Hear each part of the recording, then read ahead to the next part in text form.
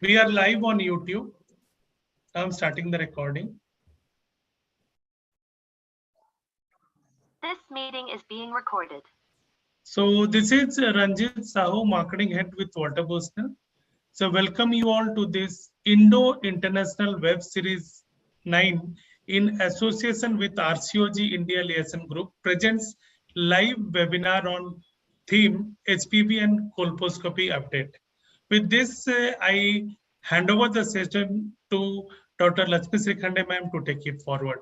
So all the eminent delegates of national as well as international reputes are there. Hand over to you, ma'am, to take it forward. Thank you, Ranjit. I, Dr. Lakshmi Srikhande, along with my co-convener, Dr. Jyoti Malik, welcome all our international faculties, Dr. Rachna Dwivedi, Dr. Ananya Kar, and of course, how can I forget international coordinator, Dr. Jyotsna Pundir, who actually do all the communication, coordination between Indian counterparts and between the RILG group. So thank you, Jyotsna. Most welcome to this forum, and today we are having our series 9 and the theme is HPV and colposcopy update. I also welcome our national coordinator, Dr. Sushma Verma, who is doing coordination work for all the national faculties, and our eminent chairpersons, Dr. Ramprasad De, welcome sir, Dr. Poonam Lumba, Dr. Vinita Singh, Dr. Jagruti Desai, and our moderators, I was saying the master from India side, that is Dr. Bhagyalakshmi Nayak, because she is dedicated and passionate about the oncology work. So she is the best person to moderate this case-based panel discussion, along with Dr. Anju Soni, who is at present doing HIV/AIDS committee work for FOXY. And I also welcome my eminent panelists, Dr. Ekika Singh, Dr. Munjal Pandya, Dr. Neha Saraf, Dr. Priya Shinde, and Dr. Seema Varshane. And along with that, I will not waste much time because I would like Dr. Jyotsna to give you the opening remarks. But before that, I would like to welcome all dear participants, and we would like to just have a 30-second Saraswati Vandana video. So Yogendra, just Saraswati Vandana video, and then Dr. Jyotsna for her welcome opening remarks. Yes, ma'am. कुरुत्वं कल्याणं आरोग्यं धनसम्पदः शुभं कुरुत्वं कल्याणं आरोग्यं धनसम्पदः शत्रुबुद्धिविनाशाय दीपज्योतिर्नमोऽस्तुते दीपज्योतिर्नमोऽस्तुते शुभं कुरुत्वं कल्याणं आरोग्यं धनसम्पदः शुभं कुरुत्वं कल्याणं आरोग्यं धनसम्पदः. Yes, now it's a pleasure and privilege to invite Dr. Jyotsna Pundir for her opening remarks. Good afternoon, everyone. Thank you, Lakshmi, for providing us this platform to you and to Jyoti. I would like to thank from my heart, Dr. Rachna Dwivedi and Dr. Ananya Kar, who have given their precious time on such a lovely summer long bank holiday weekend. And I hope along with them and with Dr. Bhagyashree, we will be able to update our delegates about the colposcopy practice here in the UK and in India and learn from each other. Thank you so much for the platform. Thank you. Thank you, Jyotsna. And now we will start with our scientific sessions. So I hand over to Dr. Sushma Verma for further proceedings. Thank you, ma'am. Thank you very much. With great pleasure, I would like to invite our esteemed chairperson for our first lecture, Dr. Ramprasad De sir and Dr. Poonam Lumba ma'am, for chairing the session. Dr. Ramprasad De sir is the professor, CSS College of Obs and Gynae and Child Health. He is the editor-in-chief of Indian Journal of Perinatology, National Executive Member ISOPAP 2020-22, National Corresponding Editor of Jogi. He is the receiver of FOXY, Mrs. Chandravanti Devi Jagannath Singh Prize for Best Paper in Oncology, and he is the receiver of Foxy Golden Jubilee Caesar Award for Best Paper on Menopause. And he has many publications in various international and national journals. And our next chairperson, Mrs. Dr. Poonam Lumba, she is the ex-chairperson of Haryana chapter of ISAR 2000. She is the chairperson of Haryana chapter of ISAR 2011 and 15. She was the clinical secretary of ISAR 2020-22. She was the ex-president of IMA Ambala Kent. She is the director of Lumba Hospital and IVF Center Ambala Kent. She is the receiver of President Gold Medal at the university level, and she has many publications in various journals and many publications. Welcome you all, ma'am. And now I invite Dr. Ram Prasad De, sir, to invite our faculty. Yes. Ananya Kar, ma'am. Good afternoon, everybody. Hello, am I audible? Yes, Hello? sir. You are Yes. audible. Yes. Good afternoon, everybody.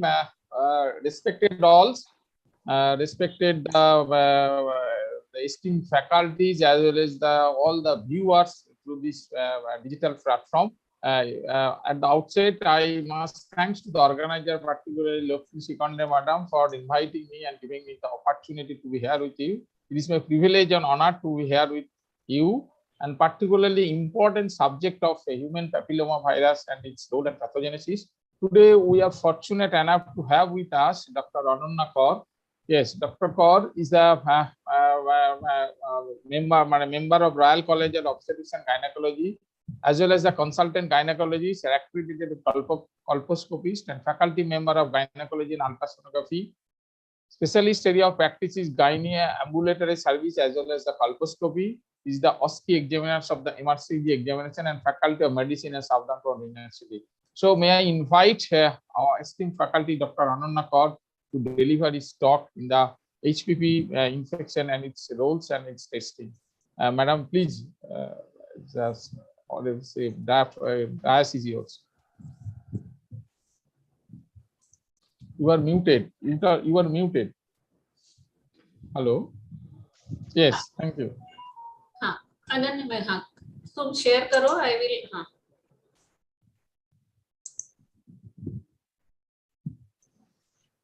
Well, thank you everyone for giving me this opportunity to share my experience in this area of work, which just involves women at every level, really. And as you know, as women, we do realize the importance of increasing awareness and also implementing the best practice with the ongoing changes. So without losing any time, I'll start my presentation.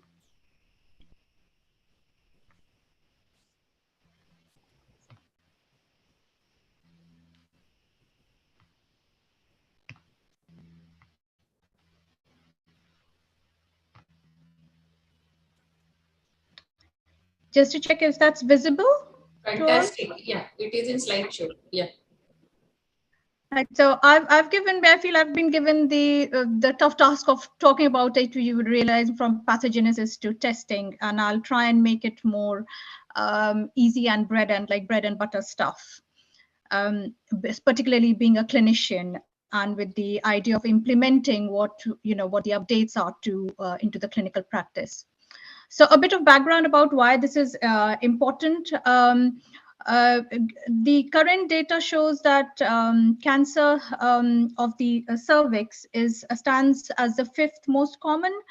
Earlier, it was standing at 4th, so it's just dropped down 1 bit. And this is according to the most recent data by the Globocon, as you can see, with the overall global incidence of 13.3 and mortality of 7.3. And just a quick look at the 8 standardized incidence rate as well as the mortality rates, and this is just to highlight the wide geographical variations that can be seen. And this is much due to many factors, one of them being the availability and the quality of the cervical screening that has gone on for decades, the introduction of HPV vaccination, as also the uptake and sexual behavior, not to mention the socioeconomic distributions. So we know that cervical cancer is caused by HPV, and a quick look at the burden of cancer cases attributable to HPV infection, because it's just does not cause only cervical cancers, but it also causes other anogenital cancers and head and neck cancers as well. And here, I would like to highlight here that by geographic distribution, the burden of cases is carried by Asia. So more in the less developed countries, which carries about 84% of the global burden of disease. And India tends to come up the most, certainly more than China as well. So these two countries contribute to the highest load of cases, as also the death rates as well. This is closely followed by Africa. Europe and America is slightly lower, though South and Central America do see a rise in that. So when we know that the HPV prevalence is highest, especially in the young women, so it peaks at less than 25 years of age, and it gradually then reduces with increasing age. But again, this shows a geographical variation, where in Europe, as you can see by the yellow line here, it does go down significantly, whereas in Africa, there is actually a little blip there in the older age group, as also with the general compared to the European nations itself. The Asia also has not, there's no significant drop in the, across the age groups itself, though a slight decline.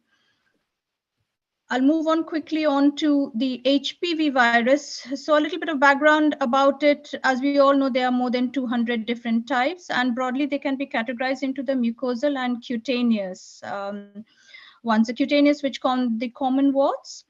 Regarding the mucosal ones, these are the ones which are mostly harbor the high-risk viruses, of which there are 14 types, and I've highlighted the 16 and 18 because globally they are the ones which cause 70% of the cancers. The low-risk ones, 6 and 11, are the ones which cause the most of the common anogenital warts, as also the laryngeal papilloma. Of note, I would want to highlight here is the high rate of, apart from the cervical cancers, which are caused by most of the HPV virus, about nearly 100% of them. There's also the anal cancers as well, which current data shows that about 90% of the anal cancers, as you can see here, is caused by the HPV virus, particularly the 16 and 18. And this is just to highlight the distribution according to the different serotyping itself. HPV serotyping is based on the sequencing, as also what we call the, they have a particular, each type has a particular epithelial tropism as such. Recently, there has been an increase in the oropharyngeal cancers, particularly in America and Northern Europe. And that can be attributed to a decrease in the tobacco use. So that's something to remember, that HPV just doesn't affect the women, but also the men. And in fact, there is evidence that women are actually protected to some extent from the oropharyngeal cancers, being exposed to the HPV virus, as a cervical epithelium is particularly more vulnerable and tends to get infected quite easily. So all this knowledge is due to this pioneering work by a German virologist and Professor Emeritus Dr. Harald Zordhausen. And it took him a decade of his work to actually convince and put forth his theory by 1983, showing that HPV was the main cause of cervical cancer, as opposed to the idea that the herpes simplex virus was the causation. And it was quite a dogma against time that he fought to prove this. And he won a Nobel Prize in 2008 for the same work, which he then shared in the field of physiology and medicine with two other French scientists for the HIV. So a brief look at the molecular biology of HPV. So it's a non-enveloped double-stranded DNA. And as you can see in the picture here, there's got the L1 and L2 pentamers on the outside and the chromatinized DNA genome inside. So this is a picture of the genome of the HPV-16, which is the most widely studied. And this is probably a picture which you've come across several times. And it has areas of which are called the early genes as also the late genes. So the early genes have, each of them have a role in the viral cycle and in maintaining the viral productive cycle itself, as also the L1 and L2 genes, which play a role in the capsid proteins to help bind. So I'll go into the details of it in my subsequent slides. So how does the HPV infection actually enter? We know that the cervicovaginal epithelium, because of the stratification of it, protects, is a barrier to invasion by HPV virus. But this is a very clever virus in gaining the entry when there is a breach. And this happens when at the transformation zone, as we are well aware. So when it is able to gain access to the basal layer, the presence of the L2 terminus binds to the heparin sulfate proteoglycan, and that causes cleavage of the which is furin mediated, and it exposes one of the binding sites, which is thought to be on L1, which then enables the virus to then enter into bind to the basal epithelial keratinocyte. As we know that it is the basal and the suprabasal layer cells which proliferate. And then in the mid zone, they as the cells proceed towards the more superficial layers, there's more differentiation itself. So the virus actually uses the host cell mechanism to then go in to maintain its life cycle. So what happens is, as you can see here, with expression of the various genes, particularly the early genes through the various life cycle phases, it moves from the basal suprabasal layers to the mid zone. So we see initially that the E6, E7, these are the drivers for keeping the cell in cycle and causes cell proliferation. And they are the ones which help the cellular protein synthesis and are necessary for the S phase entry before the replication of the viral episomes start kicking in as well. And it also causes initiation of the productive viral phase. And as the virus then infected cells approach the epithelial surface, an increase in the late promoter activity leads to an elevation in replication of the E1, E2 genes. And what happens is then the infectious virus assemble at the top before they are released as mature viral capsids, so that they can then invade more neighboring cells as well through a breach. So when this is a very controlled environment leading to the productive viral life cycle, but at times when there is more dysregulation or deregulated viral gene expression, particularly with E6 and E7 upregulation, and this is seen with persistent infection, because as we know that most of the young people can get rid of the virus within 1 to 2 years, but when there is persistent infection, E6, E7 increases. And it's closely related to how E6 and E7 works with retinoblastoma and the P53. So just a little bit more in detail to then help understand how the recent advancement in different testing and biomarkers have been developed. So E7 binds to the retinoblastoma protein here, and that then causes the transcription of the E2F transcription factor to come into effect, and this then translocates to the nucleus here, and that causes MCM, which is a mini chromosomal maintenance protein, and TOP2A to be released, and they are overexpressed. Now, this binding also avoids a negative feedback loop of the P16. So as a result, what happened to compensate, the P16 gets overexpressed. Simultaneously, we see E6 binds to the P53, causing its degradation and preventing apoptosis itself. Simultaneously, that also triggers, therefore, the release of SP1 transcription factor, which then causes methylation, resulting in the DNA methyltransferase enzymes, which triggers proliferation and accumulation of nuclear protein, which can be then identified with Ki67. This extensive proliferation with the integration of HPV genome may cause genetic errors, causing instability, uncontrolled mitotic activity, leading finally to transformation, and then leading to neoplasia. So this would give an overview of, as I explained before, the surrogate markers of the viral oncogenes, the three which I have highlighted here, and when they are expressed in the upper layers, indicative of the lesion to be more high grade and possibility of progressing to cervical cancer. So this is just a pictorial representation of what happens starting, the various outcomes of HPV infection, starting from silent infection to productive infection, with persistent infection gradually leading to the overexpression of E6, A7, and therefore the other biomarkers that come into play with it.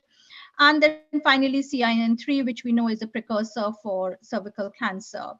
And this is also to show how the MCM, particularly in the low grade, can be seen near the basal and the suprabasal layers in the low grade lesions, while in the high grade lesions, the staining involves the full thickness. So going on to how does this role of HPV testing has evolved. We know that there has been considerable work done, and now HPV testing is being used as primary screening in many countries itself. It can also be used for HPV triaging with the standard cervical cytology, which has been the screening method historically.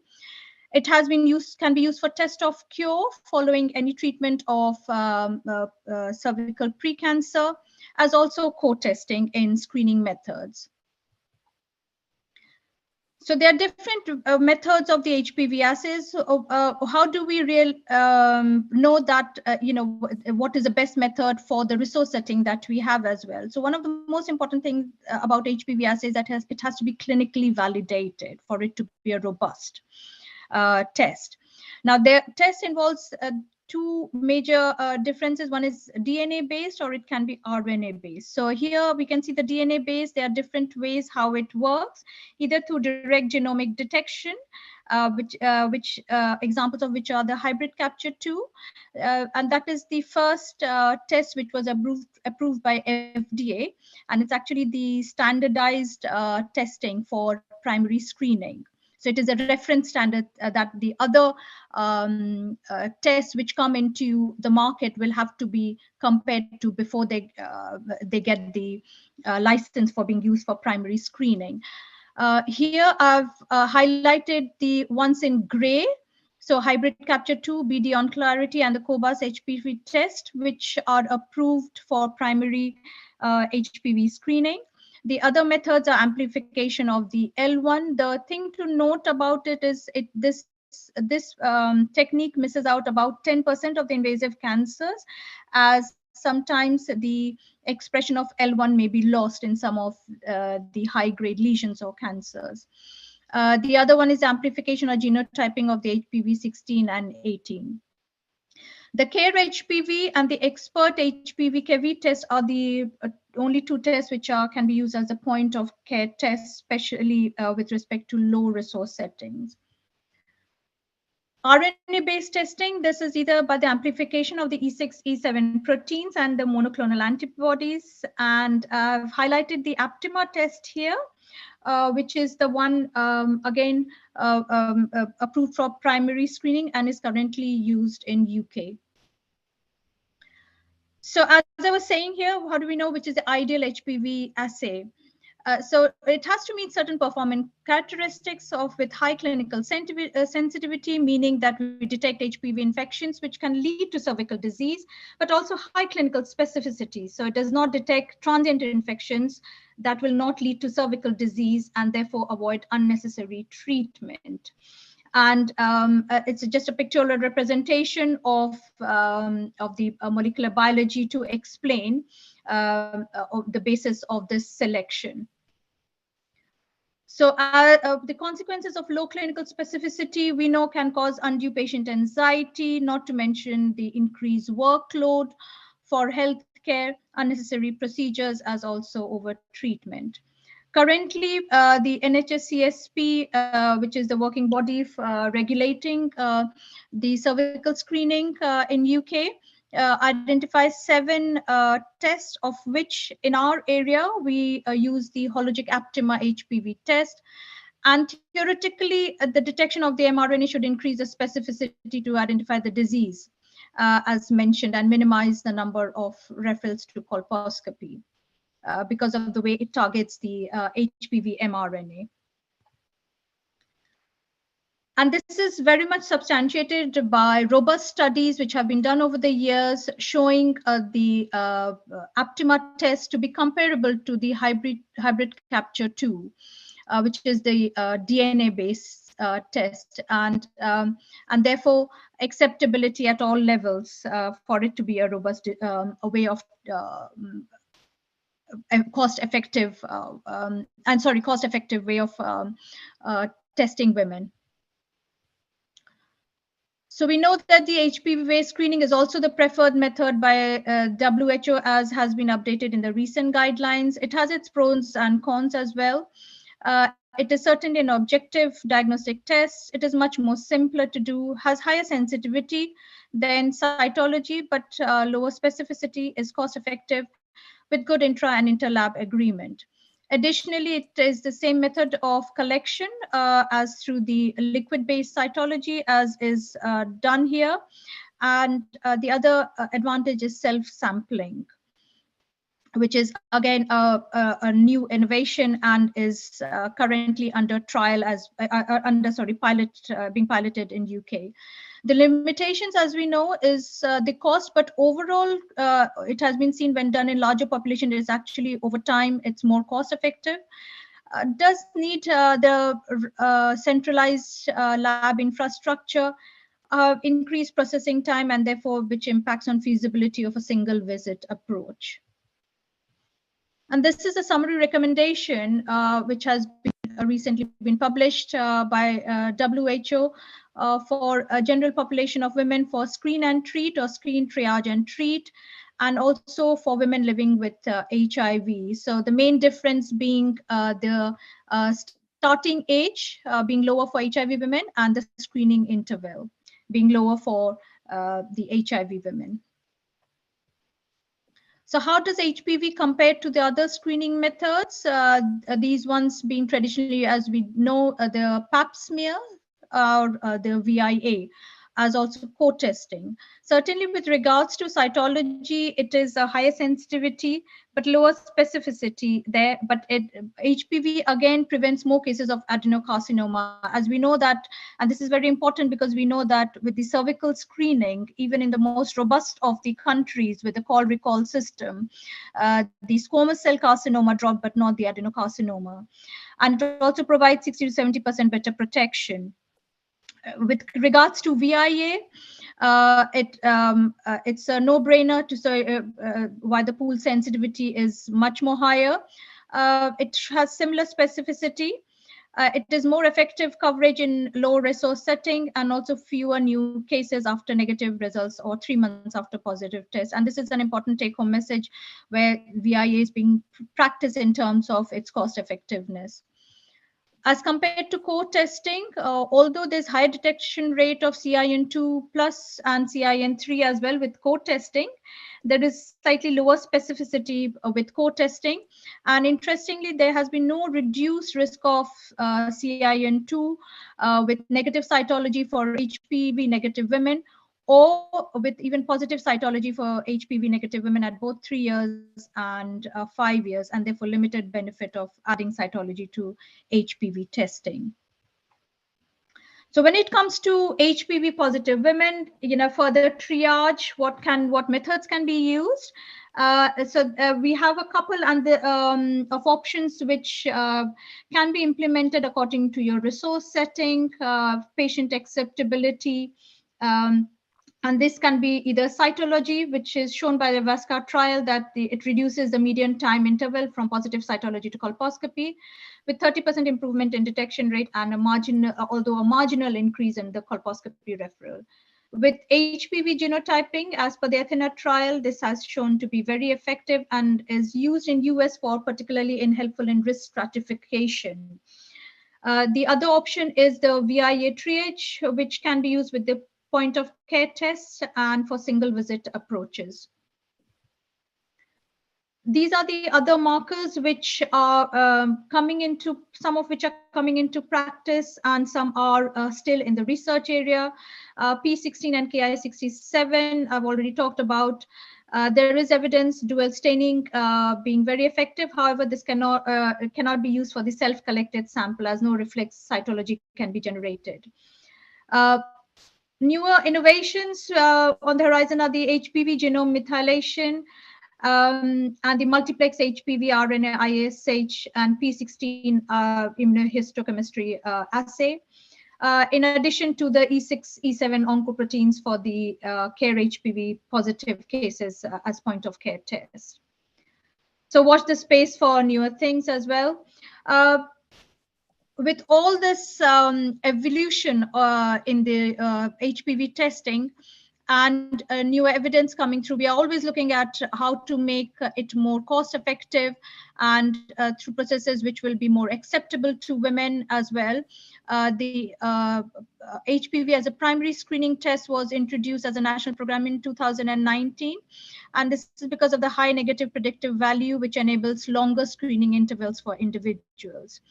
However, the lower specificity requires a reflex triage test, and here we use the cytology. For the initial few years, and it's spread it up to the first 3 years, there is a bulk of referrals to the colposcopy because it combines both the prevalence and the incidence as well. However, with persistent infection reducing over after 3 years, we anticipate that it will reduce the number of referrals. So our screening guidelines offer routine screening intervals to all individuals with a cervix when they're 6 months before their 25th birthday, and this carries on to the up until they are 64. People who are ages 65 and over, if they've had a previous abnormality, including high-risk HPV positive tests, even in the absence of abnormal cytology, remain in the recall until they have completed all the follow-up tests. So just a note about screening in vaccinated women. A recent study has shown reduced prevalence of CIN3 plus lesions more than 50%, and which means that this will have an impact on the cytology with reduced sensitivity and positive predictive value, and therefore HPV will be the ideal screening test. Screening will also be begin at older age for this group to balance the benefit-harm ratio, and with the longer screening intervals of 5 years, which is more acceptable to women as also to the healthcare workers in terms of workload. So whilst all this being implemented, any change is very controversial and there's always resistance. So, and in this area of breaking news, hot news, with the Public Health Wales recently announcing that the gap with the cervical screening will be increased from 3 to 5 years. there has been a much hue and cry about it, and it has also been taken by one of the MPs to the parliament to stop this from happening as well. But it is, I gather it is here to stay. Scotland will shortly follow. In England, we have not yet heard about any change, but probably in the next couple of years, it will surely follow through. Despite a very robust call recall, this is the other highlighted area of a drop in the cervical screening uptake. And to encourage this, a recent webinar and was organized following the system of self-sampling, which is being piloted, and it is mainly to encourage women who, because of beliefs or their own apprehensions or fear, anxiety, fail to attend the cervical screening test. And this is being piloted in 2 of the areas in London. And this is women who have defaulted despite repeated recall. So I'll leave you with this note from Dr. Princess Similela that effective and accessible cervical screening is so important, and it's non-negotiable to end the unimaginable suffering caused by cervical cancer. Thank you. Thank you, Ananya. Your presentation was beautiful, and you gave a very detailed pathogenesis of the virus. So, any questions? Dr. Day, you want to comment? Thank you, Dr. Ananya, for your beautiful discussion regarding the pathogenesis. Yesterday from Bengal Society, we have also a physical seminar, CME, and we are fortunate to have with us 2 international speakers from WHO. One is Dr. Walter James Pindivili and another is Dr. Partho Basu. Dr. Partho Basu says this is the only disease which WHO has targeted to eliminate. That the only cancer, the only cancer to eliminate by giving the single dose vaccination is the game changer. So we hope this single dose vaccination, which we are expecting to be included in the national immunization schedule very soon, to eradicate as a primary prevention, and IOR's method of screening the other primary as well as the secondary prevention will eliminate near future in cervical cancer in India also. But considering the low resource country of India, the cost in both the cases is still very high. So we have to reduce our cost, and we have to do our best to eliminate the cervical cancer. Thank you, Dr. Anand. Just to add that lots and lots of government projects are now coming up, because in Government of India is also one of the signatories in elimination of cervical cancer for the WHO call. So I think we are having lots and lots of programs that are coming in, and I think I belong to Odisha, and the 20 crores have been sanctioned for vaccination. So girls. Yes, sir. So I think India is not at all a resource poor country now. Yeah, but the thing is that the government of India is spending a whole immunization for a boy or girl for less than 100 rupees, less than individual. All immunization schedule is a less than 100 rupees for the boys and girls. And if you eliminate to just give a 1 dose of HPV vaccine, you know how much is the cost. So I don't know how government. No, sir, we are going for the serum vaccine, which will be shortly available in June or July, and that will be around less than 1,000 rupees per dose. So I think a single dose is good enough, as has been told by WHO. So I think we will be through soon. Yes, thank you. Ma'am, thank you very much for a wonderful lecture. Proceeding into the session for the second lecture, I want to invite our chairperson, Dr. Jagrati Desai, Yogesh Kumar Desai ma'am, and Dr. Vinita Singh ma'am for chairing the session. Dr. Screen share karo, CV dikhao, Yogendra.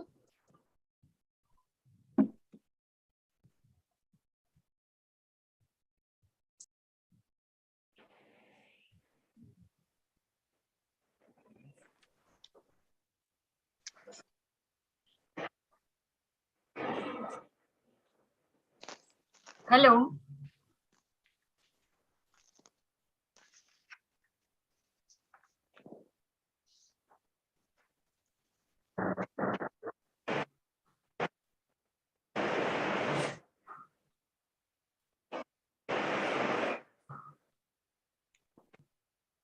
बराबर. Yeah, Sushma, please. I invite Dr. Jagriti Desai ma'am and Dr. Vinita Singh ma'am for chairing the session. And Dr. Jagriti Desai ma'am is a private practitioner of Udhan Hospital Private Limited, and she is the visiting consultant at the Nirmal Hospital. She has been awarded as inspiring gynecologist of West India at Economic Times Health World Fertility Conclave 2019 in Mumbai. She is the primary investigator of various research activities, and she is the faculty and chairperson at national and international conferences with many paper presentations. She is the vice president of Udhan Medical Association 2018 and 22, and not at last but not the least, is the Sangeet Visharad in vocal music. And our next chairperson, Dr. Vinita Singh ma'am, she is the Associate Professor, Department of Obs and Gynae, NMCH Patna. She is the consultant of Care Hospital and IVF Center, Patna. At present, she is holding the post of President Patna Obs and Gynae Society, and she has organized many conferences and workshops under her guidance and tenure. And she is the receiver of MG Mishra Award in 2004 and George Mohani Award in 2012. Now I would like to invite Dr. Jagriti Desai ma'am to invite our second speaker for the session. Hello. Yeah. Happy evening, everyone. Thank you very much, Dr. Lakshmi ma'am, for inviting me today to this most important and interesting webinar. I would like to introduce Dr. Rachna Dwivedi. She is a consultant obstetrician and a gynecologist. She is accredited colposcopist from the British Society of Colposcopy and Cervical Pathology Forum, which was started in 1972. We all know that prevention is always better than cure. And the disease, the end result disease is a failure of prevention of the disease. So today we would like to hear from Dr. Rachna regarding the early diagnosis and the prevention of the very dreadful disease that is cancer cervix. So let us learn and relearn and listen to the recent updates in colposcopy. The stage is all yours, Dr. Rachna Dwivedi, madam. Welcome, madam.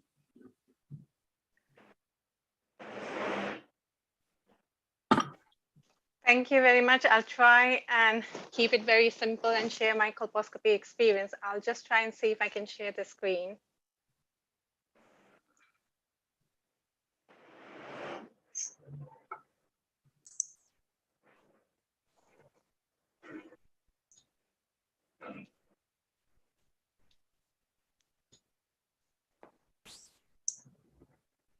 Can you see the screen?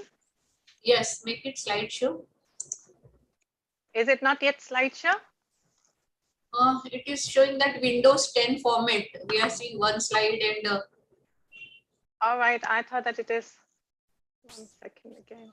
No, this is not our standard format. Okay, let me have a look. I had tried it before and yeah, I know it was working perfectly. Yeah, let me close it and open it again. Yeah. And then sorry about that.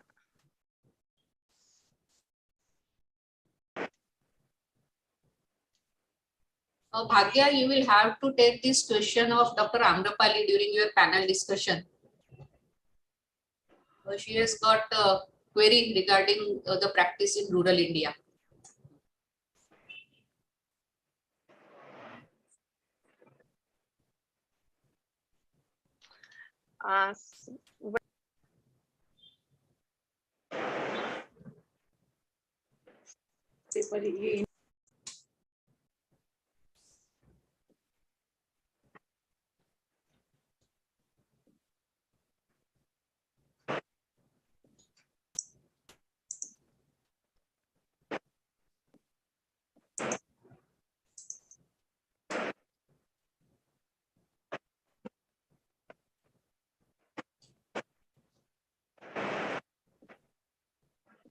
Perfect. Yeah, Rachna.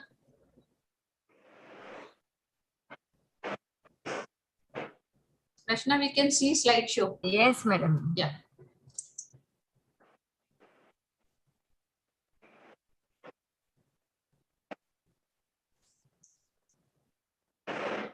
Rachna. Please unmute yourself, Rachna. Yeah. Okay, can you see? Yeah, we can see your slides. Yeah. Okay, just 1 second. I am got there. Yeah. So thank you, Lakshmi and Josna, for giving us the opportunity to share our colposcopy experience. My name is Rashna and I'm working here in University Hospital of Dorset. And since I got my accreditation, it has been quite a change where we started with the HPV triage and now we have introduced the primary HPV screening. So I will try and cover in the colposcopy some of the basics and some of the special circumstances related to the pregnancy and glandular changes, and what is the new trend in the colposcopy since few of the evidence have come up. So for the colposcopy, it is very, very important that we have some form of evidence either in the paper form or if you can have it on the database as in the computerized where you can capture the images. It is important because then you can share, you can compare the images if you have to go back to see the patient's journey and the history. And it has been recommended that we document the reason why the patient has been referred. What was the index smear when the patient came to you? If the examination was adequate, where you have been able to see the squamous junction. You need to note if there is any extension in the vaginal area or in the endocervix. Overall, we have to document the colposcopic impression after the colposcopy, the type of the transformation zone, and the area from where the biopsy has been taken. So regarding the adequacy, it is important to identify the squamocolumnar junction, that is the key. And if we can see the squamocolumnar junction, then the colposcopy is deemed adequate. The squamocolumnar junction, as the name suggests, it is a junction between the squamous cell and the glandular cells.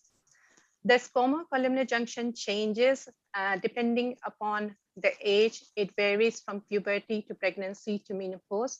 It is also changed if you're taking hormones, either combined pills or the progesterone pills. And the transformation zone is the area where the majority of the dysplastic changes happen. And the transformation zone is the area between the new squamocolumnar junction and the old squamocolumnar junction. During the colposcopy, sometimes it is very evident if you see the Nabothian follicle or you see the crypts, then you can see where the area of the transformation zone. Sometimes it may not be that evident. When a woman goes through the menopause, the squamocolumnar junction can be inside the canal. To improve the adequacy, you can give them the estrogen either orally for 2 weeks until they have the smear, or you can give it the vaginal estrogen for 3 months, which helps to improve the colposcopic examination. To ensure that you have taken the cells from the transformation zone, the endocervical brush is used. During the colposcopy, we quite often use instruments like Urihara, which helps to look inside the canal, or the cotton bud tips, which helps to aid in the diagnostic of the colposcopy. So what is the principle behind the colposcopy? So with the colposcopy, it uses the magnification and the illumination of the cervix to assess and identify the abnormalities of the cervix, when you apply the acetic acid, it is based on the principle that it coagulates the nucleoprotein. And so when there is an illumination on the cervix, if there is no involvement or no dysplastic change, it appears as pink. If there are dysplastic changes, then it appears white or opaque. And the features that we take into account is whether it is as to white changes, is there any vascular pattern, which is represented as mosaicism, as you can see here, or punctations. If there is any suspicion of microinvasion, then we have to look for, we use the green filters to identify if there are any atypical vessels. Glucose iodine is also used because it, if it works, because the cells are glycogenated and matured, they are mahogany brown. But if it is negative, we call it Schiller's negative because that's the area of the abnormality. This is mainly used if you have, when you're planning the treatment, it helps to demarcate the area where you have to excise. This also is valuable, especially if somebody has been referred as a high-grade smear, but on colposcopy, it is normal. Then you can use the glucose iodine to ensure that your colposcopy coincides with the, after the application of the glucose. The biopsy has to be direct, and multiple biopsy helps to improve the accuracy. It has been found that with the high-grade lesions, it is 75% of the time the accuracy is better, but with the low grades, it is sometimes quite difficult colposcopically to know that the correlation with the cytology is not that good. So on colposcopy with the SYN1, what are the changes that we see? Because it is only lower third of the cells which is affected, when you put the acetic acid, there is a delayed response. The margins can be irregular, indistinct. You can sometimes see fine mosaicism or irregular borders can be visualized. These are quite easily managed more conservatively, and they are followed up with yearly smear. And if it persists, then they are referred back to the colposcopy. With SYN2, the lower third of the epithelium is involved, and these are classified as a high-grade lesion in 2014 when the WHO clubbed it together with the SYN3. However, recently there has been it has been recognized that it is not entirely similar to SYN3 high-grade, and I will talk about this later.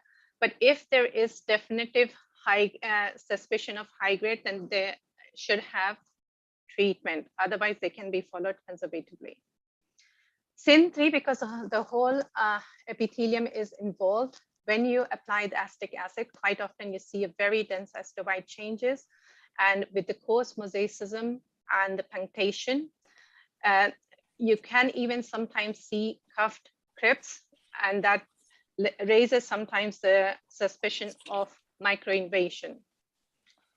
The microinvasion is the area where the basal cell layer is breached, and to visualize if there are any atypical vessels, you need to use a green filter, and putting some normal saline sometimes helps to identify the atypical vessels. They can be in different form, and they have been either in the mosaic form or corkscrew, hairpin. They have been, the typical ones that I have seen in my experience are more truncated vessels with slightly lakes and pollard. They are indicate the suspicion of microinvasion. Glandular cells are slightly difficult, especially in colposcopy, because as you are aware that it involves the glandular cells in the endocervical canal, and we may not be able to visualize the area where it is abnormal.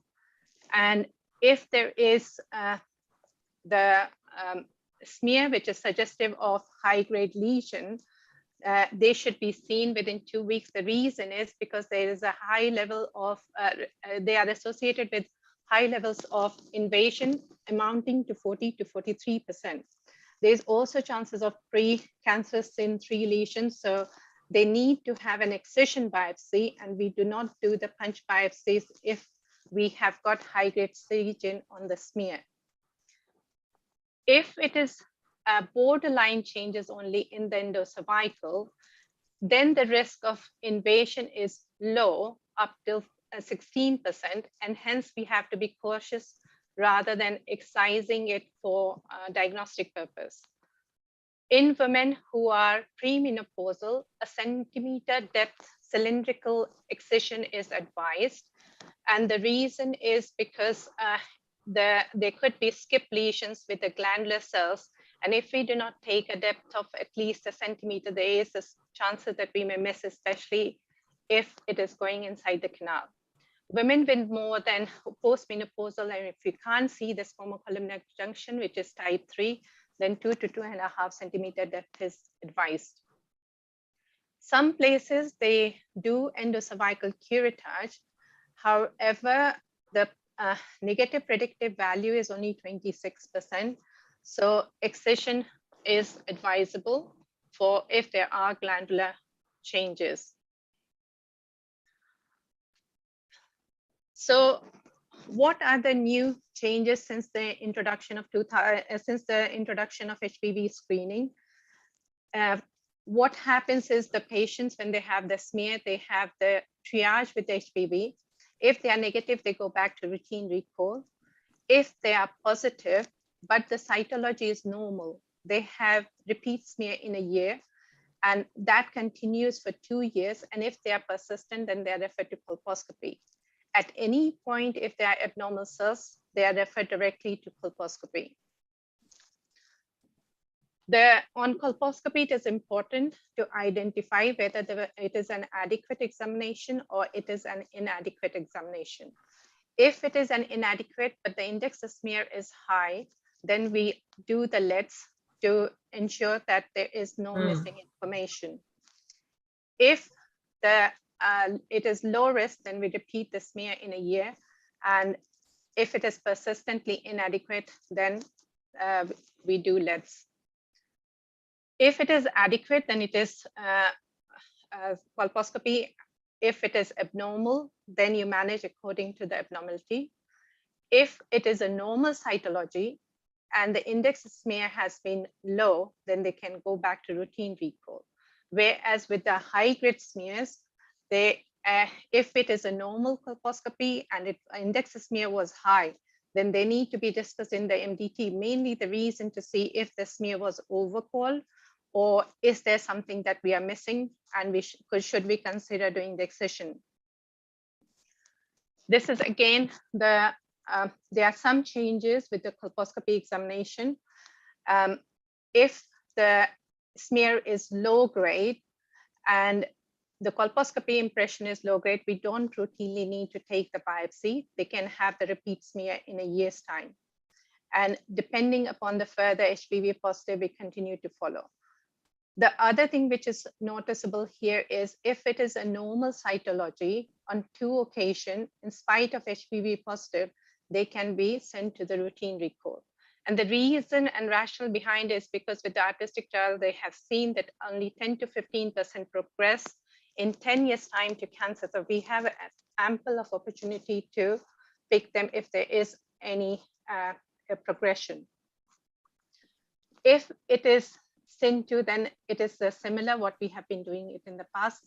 They have excision, test of cure, and depending upon further smear, they are either sent to recall or they have further examination. With the CGN, there has been again new changes. We used to follow the CGNs yearly for up to 10 years. However, with the test of cure, if they're completely excised and they had the smear in 6 months and 18 months negative, they can be sent to routine recall. Otherwise, we follow them as before. If there is any abnormality, we continue to follow them up till 10 years if we do not re-excise. Or if it is HPV positive with normal cytology, we continue to follow them again yearly till they go back to normal. So the question comes to us is, as a clinicians, these young women, we are worried whether we are over treating or we are under treating. If it is SIN1, as evident from Ananya's lecture, that they are likely to regress and they are only viral infection, we can manage them conservatively. SIN3, because there is association with the persistent HPV, we ought to treat them. So where do we stay with SIN2? Especially when there is a histopathological variation and the correlation is only 43%, it is, should we treat them or should we monitor them? And as you can see here from natural history, we compared to the SIN3, the chances of regression is higher and progression to cancer is only 5%. So given that the young women, they have a risk of obstetric morbidity, cervical stenosis, and they have a longer time to follow, should we be aggressive or should we be more conservative? This was further supported by the use of biomarker P16 we can use to differentiate between whether these SIN2 are going to be persistent, likely to be persistent and to be treated as high SIL, or we can, if P16 is negative, we can treat them as SIN1. The P16, again, we need to look at it whether it is focal P16 or it is a diffuse, and then we can plan the management for these young population. This was supported by the systematic review and meta-analysis, which was published in the BMJ here in 2018. And they had included almost 36 studies where they included 3,000 women. And their conclusion was that most of the SIN2 lesions, they regress, especially if the women are less than 30%. The progression to SIN3 is 1 in 10. So they advocated the surveillance is justified, especially in a woman who are likely to be followed up for 2 years. And if a woman, they also said that if we can offer them ablative treatment in these conditions to reduce the morbidity with the same results. So if you're planning to do the conservative management, we have to be careful that we have to be able to see the squamocolumnar junction it is adequate. There are only 2 quadrants of the cervix involved. And you have to ensure that there has been a histology within the last 3 months, and they need to be followed up 6 months. So the patient has to be compliant and they need to be followed up at least up to 2 years. So what are the treatment options? It is dependent upon the histology, and it can be done either under local anesthetic, or we can offer them GA, especially if the patient is extremely anxious and it is difficult to access, especially in the big women or who have had previous surgeries resulting in very little active cervix, making it difficult to do it under local anesthetic. So we use different loops here in our hospital, and we do it under local anesthetic. Ablation is the other alternative, which uses the destructive techniques. And for this, we have to ensure that we have the transformation zone and histology is available. Ablation is not offered if there is a glandular abnormality or there is a suspicion of invasion. This is the cold coagulator which we use in our unit, uses the different probe, and it is used for up to 100 degrees centigrade for 30 seconds. And the application we can use is 1 to 3 depending upon the quadrants involved. I was trying to find out what is the best surgical technique, and I found this paper which has looked into the various techniques, including the knife cone biopsy, laser conization, cryotherapy, loop, and cold coagulation. And what they have looked at is that there is no obvious superior technique to treat the CIN in terms of treatment failure. However, if you want the excision histology, large loop excision leap was the best with the reduced morbidity. How deep the excision should be depends upon the transformation zone. If the transformation zone is visible, then up to 7 millimeter of the depth is adequate. If the transformation zone is not visible and it's type 2 and it requires, you can see it if you use instrument, then you can go up till the depth of 1 to 1.5 centimeters. In the type 3 transformation zone, where it is not visible at all, then we should be using at least 1.5 to 2.5 centimeter of depth, which can be challenging, especially in the menopausal group. Do we need to do repeat excision if the margins are involved? Because there is high risk of recurrence, the repeat excision in the current flow chart, they say that if the woman is less than 50 years of age, it is not required. However, if there is any high-grade lesions which is involving the margins, especially the endocervical or lateral margin, women who are above 50 or they have glandular lesion, or there is evidence of invasion, then they should have the repeat excision. What happens in pregnancy? So if they are for routine smear, we do not need to do the smear for them. It can be deferred. If there is any abnormality, then they should be seen in the first trimester or early second trimester. If the colposcopy was due, then it should be done. And they should, it should be done by an experienced person. The reason being because of the estrogenization, it may not be the same appearance what we see in our routine colposcopy. And ideally, unless until we are suspecting invasion, we should not take any biopsy. We should rather take an excision if there is a suspicion of invasion. Otherwise, we should follow them postnatally. If it is a low grade, then they are recalled in 12 months as a routine pathway. If there is SIN 2 to 3, then we need to see them again in the end of the second trimester.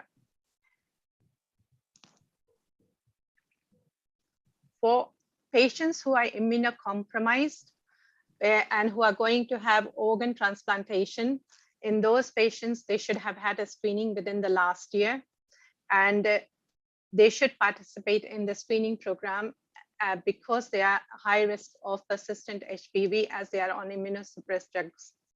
Patients who have multizonal disease, they should have colposcopy, vulvoscopy, and ideally they should have high resolution anoscopy because of the increased risk of anal squamous cell cancer. Patients who are on regular immunosuppressed medication, they do not routinely need extra surveillance. The HIV patients, it's important. They are first at least seen once in colposcopy, and if colposcopy is normal, then they should have yearly screening. And if at any point they have abnormal smear, they are referred back to colposcopy. The difference between the normal is if they have low persistent, low grade disease, we do not routinely do the excision because they are likely to have a persistent HPV. And these patients should be assessed by the HIV experts to ensure that their CD4 counts and their viral load is maintained. DS exposure is very uncommon these days. We have got 2 patients in our unit, which we monitor them yearly because they have increased risk of clear cell cancer. Hysterectomy, this again, it's important. Any patient who is going to have a hysterectomy, this is the opportunity to check that the patient had a routine smear. If they did not have the smear, then it's the time to check the smear. If the patient had a hysterectomy but is never had the smear, they require a wall cytology in 6 months' time. If the patient had completely excised for any abnormal, say you're doing the hysterectomy for any abnormal SIN or CGIN, and it is completely excised, then they are followed up at 6 and 18 months. It was incompletely excised and it is a low-grade cytology, then they have 3 screening at 6, 12, and 2 years. If it is incompletely excised high-grade, then they have 6, 12, and they continue for 9 year samples for wall samples. If there is microinvasion and it is completely excised, they have the similar wall smear at 6, 12, and up till 9 years. The others, they are followed up as per the gynae oncology. Dialysis is, I thought that it is some units they are using, and it is found to be a good adjunct, especially to identify if you have inexperienced colposcopists. They can it helps to improve their colposcopy impression, and it picks up the areas which is high grade changes from where you can take the directed biopsy as per instructions. So how, what do we do if there is the, histology, cytology, and colposcopy findings do not match?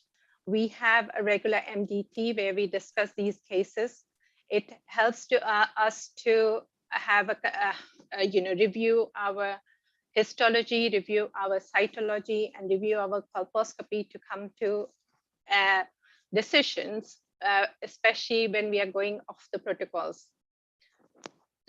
All the patients who have glandular changes, they are discussed in the MDT. If there is any microinvasion, they are discussed in the MDT on a regular basis. We have a regular MDT every month to discuss any individuals who have had, especially any complex patients who is deviating from the normal protocols. So just to give you the case, once that we had one of the cases that we came across, which was a bit of a challenging in the terms. She's a 36-year-old, has 1 child. She was HPV positive with low-grade changes, non-smoker, big woman, and on colposcopy impression, it appeared CIN2. So this was the finding when she had you can see that it appeared with mosaicism, there were as to Y changes, but the biopsy came back as HPV positive only. So she was, as per protocol, she was sent for routine 3-year score.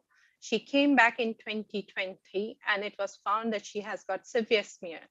So she was seen again in colposcopy, not the best pictures, but you can see here that there are as to Y changes. This is the area where this columnar junction is, and she had the LEDs.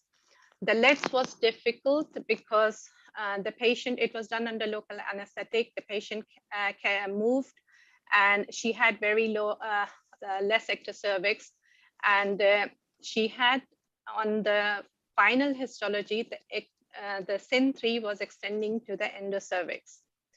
So we had a discussion in MDT, and the decision was to follow up in colposcopy in 6 months' time. So this is where she was followed up again. As you can see, it was an adequate examination. The ectocervix is hardly there on the posterior side, and it was a normal colposcopy. So we had a discussion again in MDT, and we looked at the images and we looked at the smears because she has had it, she was planning to have fertility, she wanted more children. So the decision was to follow her conservatively in 6 months, which was as per the guidelines that we have. However, this patient, unfortunately, when she came after 6 months, it appeared cancerous, and she had a LEDs under general anesthetic, and it came back as confirmed cancer, and she's undergoing treatment. So just food for thought, and I think I'll leave you guys to think about it. Thank you.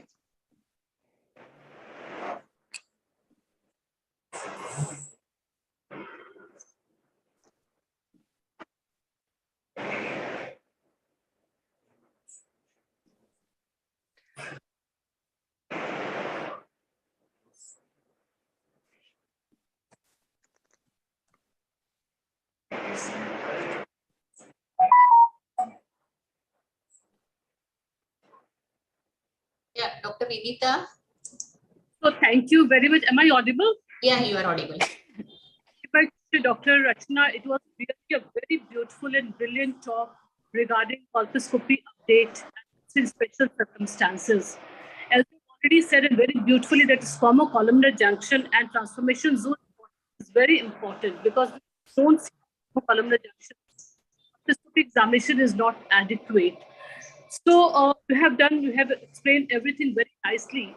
You know that ASCCE has released risk-based management consensus guideline for abnormal cervical cancer screening test and cancer process in 2021.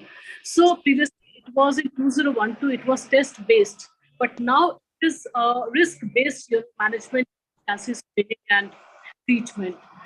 Really, it was very nice, and thank you very much, Dr. Rachna Dwivedi, for your beautiful talk. Any questions from viewers? In panel discussion, Dr. Vinita. Sushma, let us start with the panel, and both Ananya and Rachna are there as experts, and we will take all the audience questions during panel discussion. Yeah, just unmute yourself.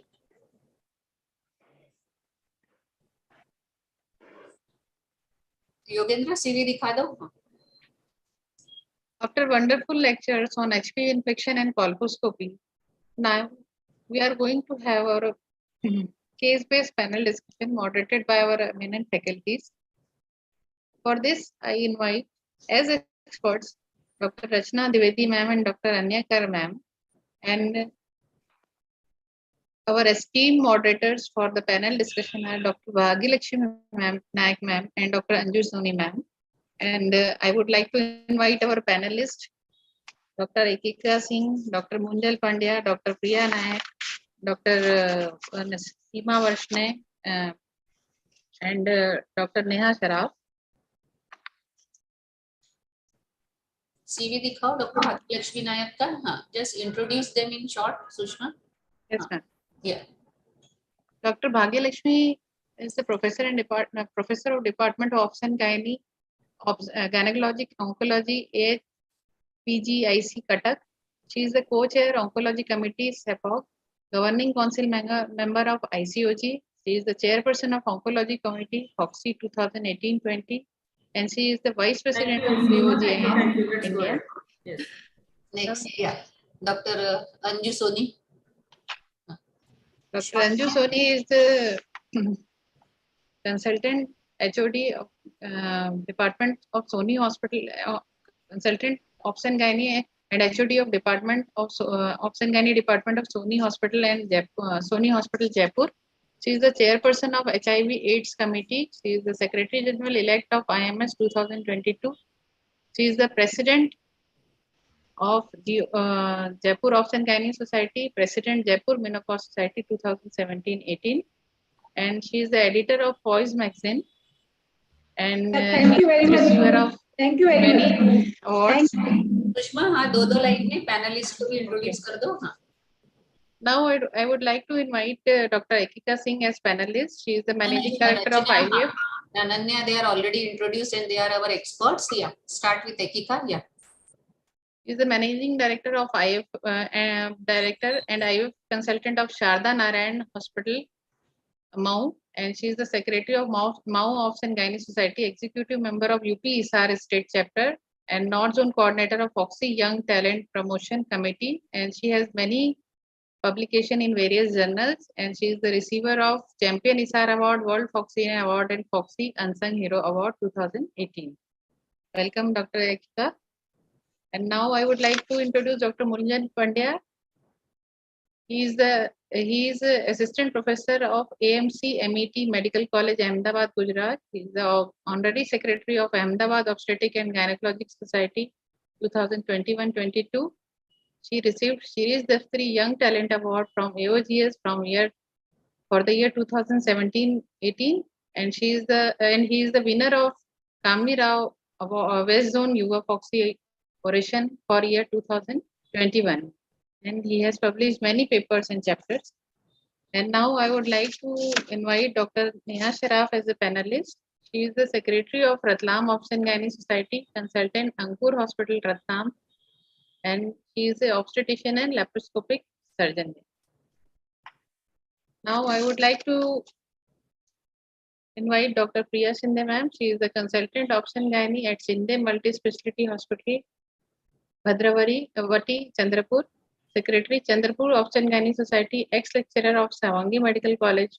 She is the FOXY executive member of Food, Drug and Medico Surgical Equipment Committee. Welcome, ma'am. Now I would like to invite Dr. Seema Varshney, ma'am. She is the consultant option gynae, secretary of West UP chapter of ISOPAP. She was the chairperson of GOGS 2021-22, past president of GOGS 2019, past secretary GOGS 2017, and received Wonder Woman Boxian Award 2019, and joint secretary of UP Option Gynae Society 2020.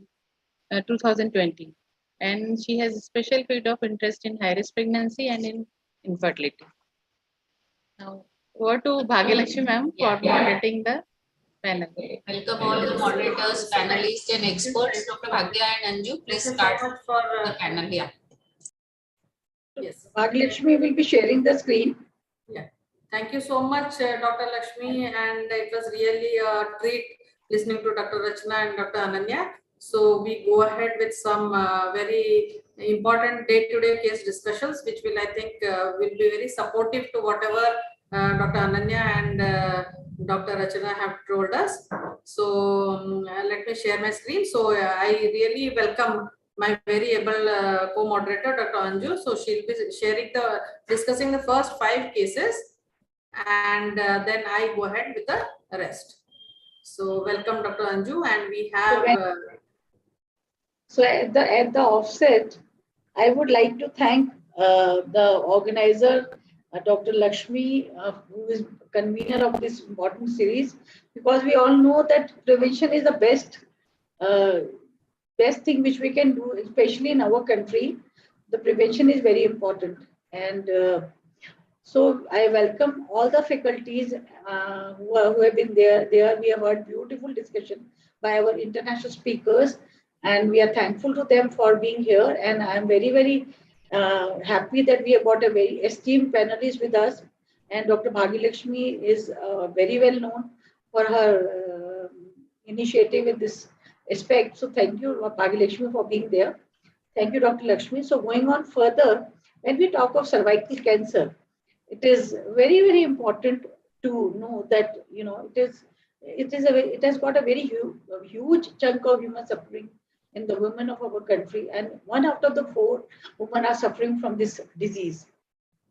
And when we talk of cervical cancer, it is again a huge chunk when we, next slide, please.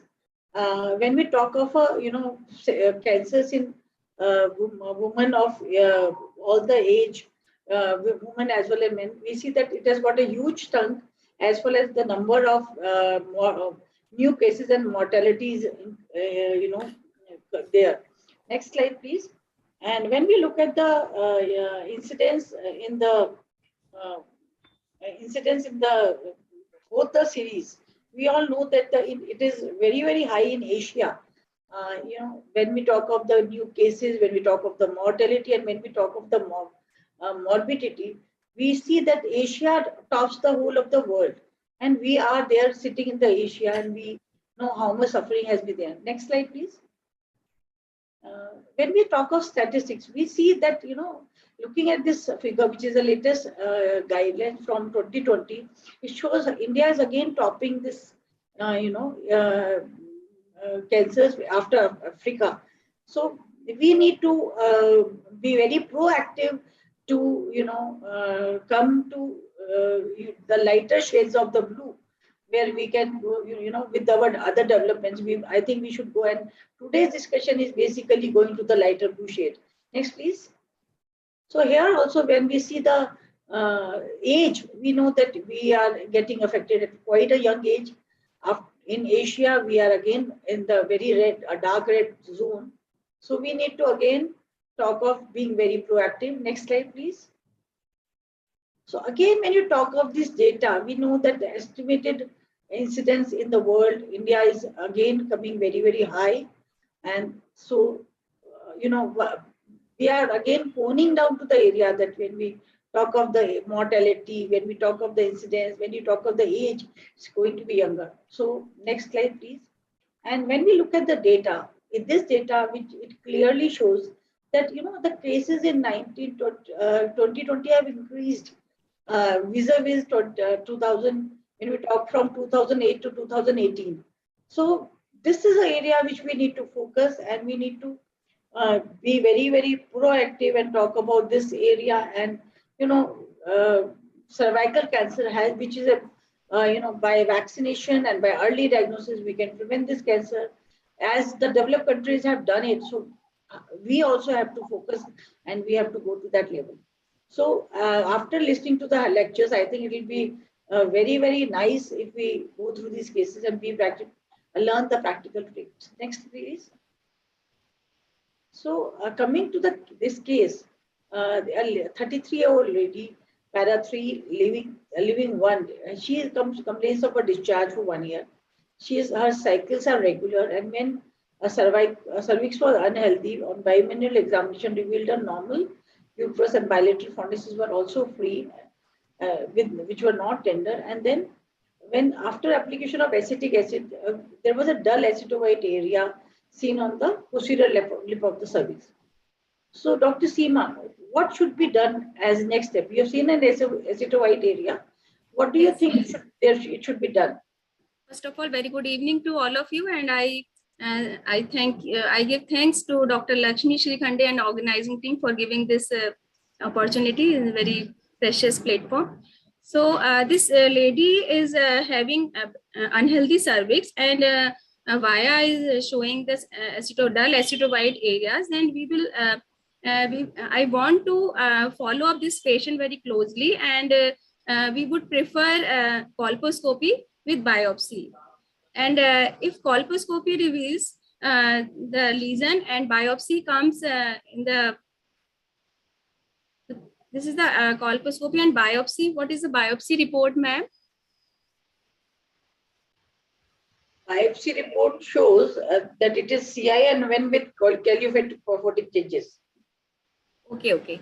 So CIN1 is a very early stage of intraepithelial neoplasia, and it is showing something. Excuse me, there is something written at the bottom. Sweet score 7. What does this mean?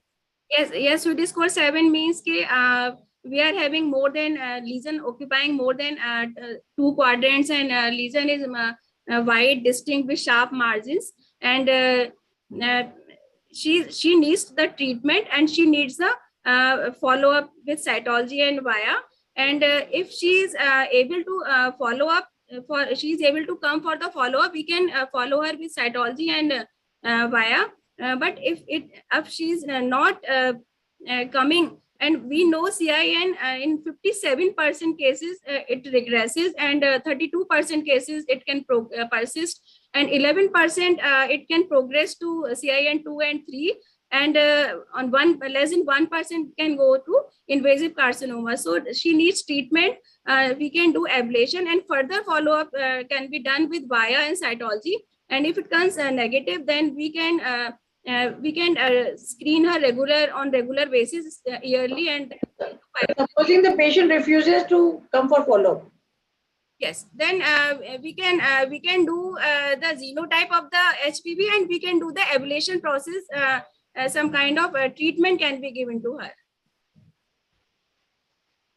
So very well said. And I would like to say that CIN1 is likely to regress, as you have already said, and we need to treat only the cases which will not come for follow-up, and we are safe. It is safer to observe rather than immediate treatment, and patient should be explained about the follow-up, because as you said that more than 50% of the cases will regress.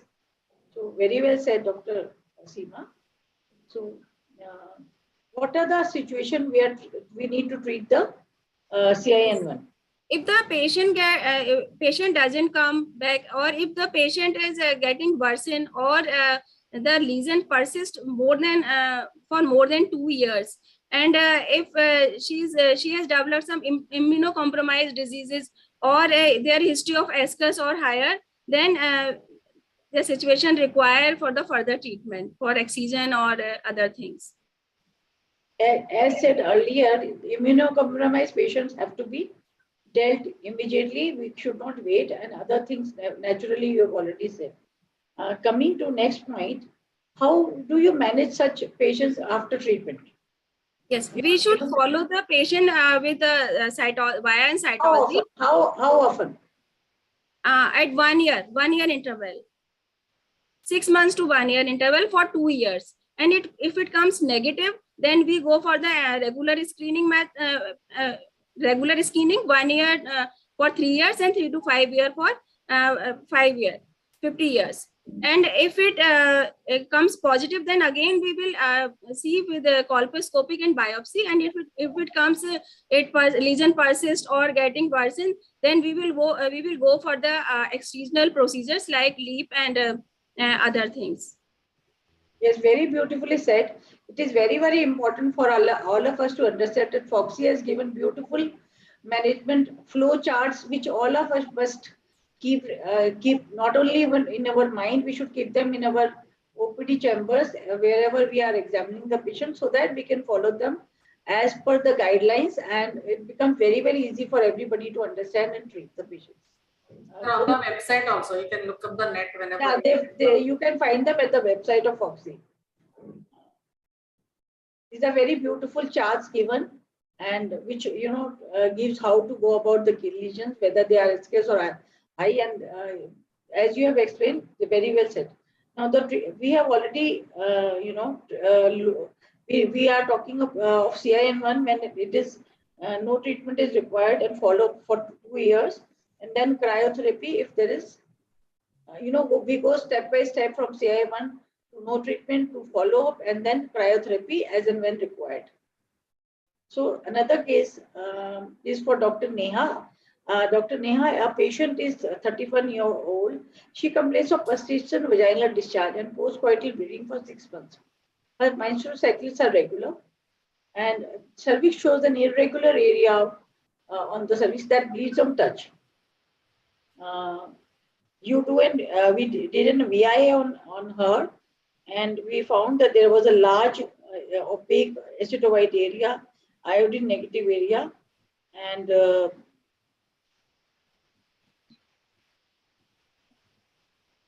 so how will you go about it? How will you evaluate this patient? Dr. Neha, are you there? Dr. Neha? Can Dr. Pandey take this? She had logged in. Now I can't see her. So yes, ma'am. Yeah, ma'am. Pandey, you can take it? Yeah, ma'am. Absolutely. So basically, thank you so much, Lakshmi Madam, and the organizing team for the opportunity. Actually, I'm more of general gynecology rather than being oncogynec, but still, these are the things we need to know as a basic gynecologist, because we need to explain to the patients when it comes to such changes and the reports with regards to even the simple pap smear. So in this particular case, as you madam said, we would go for visual inspection with acetic acid, and that is 5% acetic acid, and we would like to know the finding.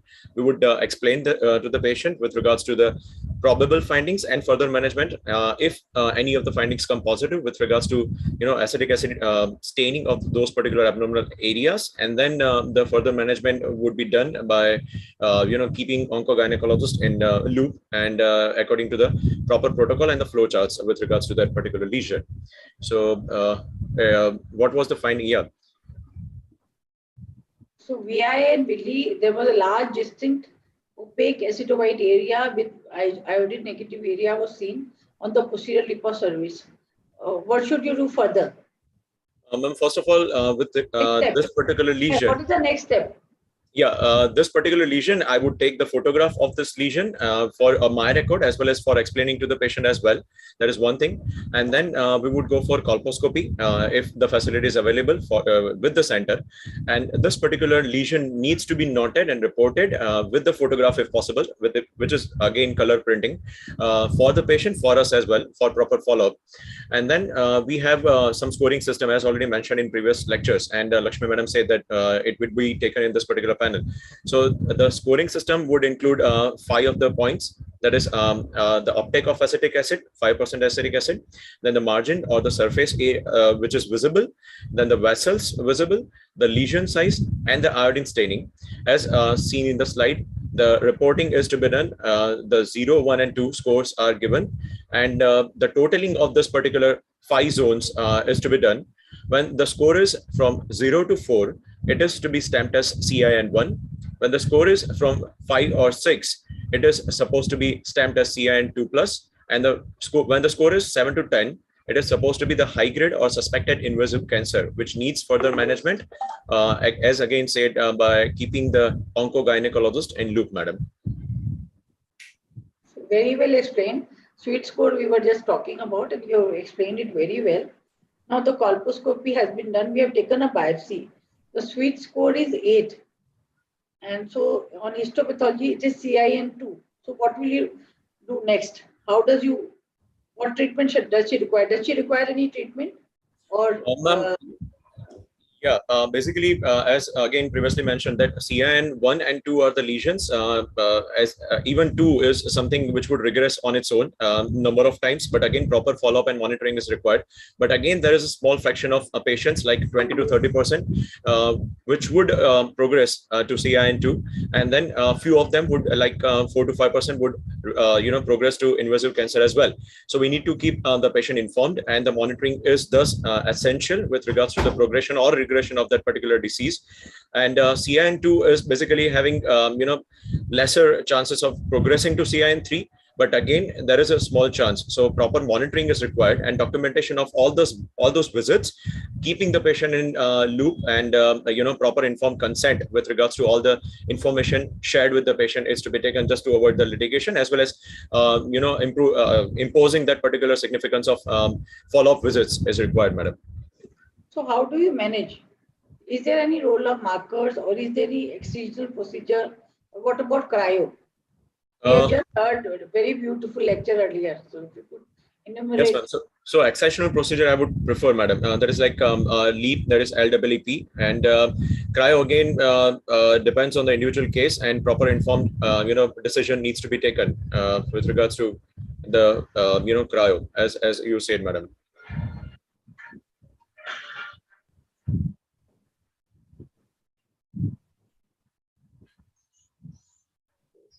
Munjal, I think what next? Even if you have given treatment to this patient, how do you go ahead after that? Yeah. Basically, yeah, as again just in last case, we would follow it up with 6 months or 1 year with regards to that particular cytology scan, and then the test, like 6 monthly and 1 yearly tests are negative. Again, we would go for routine screening, that is 5 yearly screening, as suggested in Foxy TCPR. The flowchart was also mentioned and shared. So 5 yearly screening is normal when the cytology is negative, but when again there is some dilemma, we would repeat it more frequently, keeping in mind the progression to CIN2, madam. Do you think the treatment is over? What are the situations where for the increased risk of recurrence or persistence? This is Dr. Seema. Sorry. Dr. Seema, are you there? Dr. Seema? Dr. Seema? You can go ahead with Munjal only. Seema, you can unmute. I can see her, but not her video. Maybe her bandwidth is low. And once, Anju, when you finish this case, I would like Ananya to comment on the first case and Rachna to comment on the second case. Here we differ. I mean, so just invite them to give their expert comments on both the cases. Yeah. Okay. Munjal, you can go ahead. Yeah, ma'am. So basically, when the age is more than 40 to 50 years, as again the recurrence chances more, as Rachna madam said in one of her presentations, that age more than 50 years or 40 years is something where we would like to have ruling out of recurrence risk when the lesions are larger and the margins are positive. Even it will be included in SWIT score, but again positive margins and HIV co-infection, which is again immunocompromised state. These are the cases where we would go for a recurrence, or there are more chances of persistence of that particular disease. Okay, so we take a break here. We take a break, and we would like Dr. the experts to give their opinions. Yeah, Ananya, please comment on the first case, how we differ from your protocols. And Rachna, you please comment on the second case, how we differ here. Yeah, Ananya, please. So can I just see the first slide of the case history of the first lady? She's a 31-year-old, right, with one living child. Case 1, Ananya. Yeah. So this is Ananya case is doing 2. the second case. This is the second Okay, case. if this is second case, Rachna, you can comment on second case and then they will go to first case here. Okay, in this case, I think it is important that she has been diagnosed of the SIN2. So we need to see whether the patient is planning any pregnancy, and obviously she has one child, and we have to treat the SIN2 as well. P16 marker would be useful to see, but looking at the colposcopy impression, it looks like SIN2, and it has got more than 2 quadrants involved. So treating would be the appropriate thing to do at this point.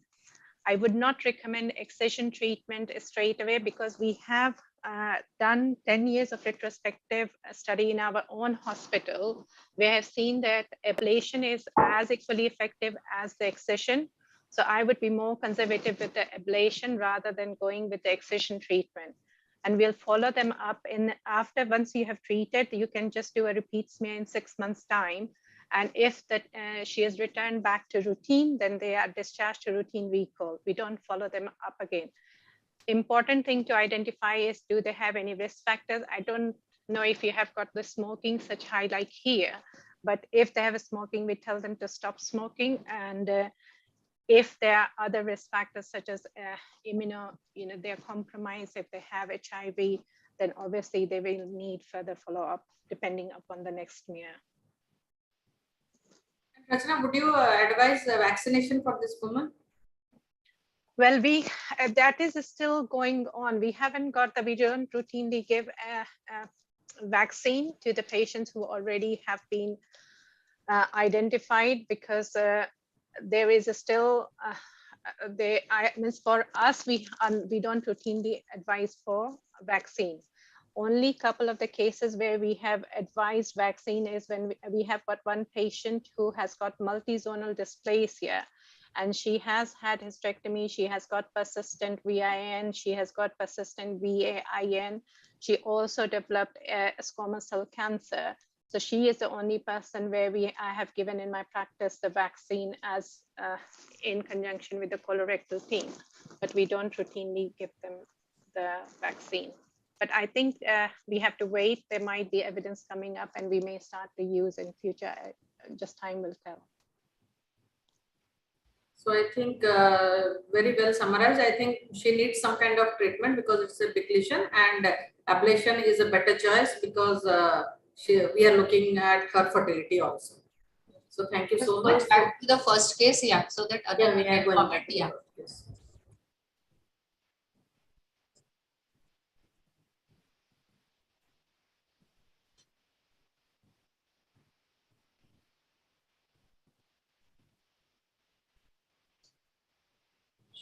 Yeah, this is the first case. She's 33 years, para 3 L1, and so she had a VIA, and we saw acetovegetation on the posterior lip, and colposcopy and biopsy was done for her, and it was CIN1. Yeah, so for CIN1s, as per our practice, we do not treat as such because we know that it's a very representation of transient infection, quite like inflammation or irritation with the HPV virus itself. Obviously, the variation practices with the availability of we do the HPV screening. Even when there was triage system with when prior to the primary screening being introduced in our program. So we always had the cytology. So here we never used the VIA as the initial screening modality, to be honest. One of the important things in this case would be to rule out any sort of infection. Do we have any information? Because there is an overlap of how the impression can be with the VIA. You know, VIA, we know, has got a far lower sensitivity in the range of 50s. It's more specific, of course, particularly for high-grade lesions, which is quite similar to HPV testing. So that is one thing to bear in mind. The other thing is, if it is a persistent CIN1 with follow-up of this woman, one of the things that one would look for is her immune status. And of course, as Rachna had mentioned, is the, checking for the HIV, because we know that treatment of such low-grade lesions is not very effective and they keep coming back. So I think it's more about surveillance and treating only if they are progressing more.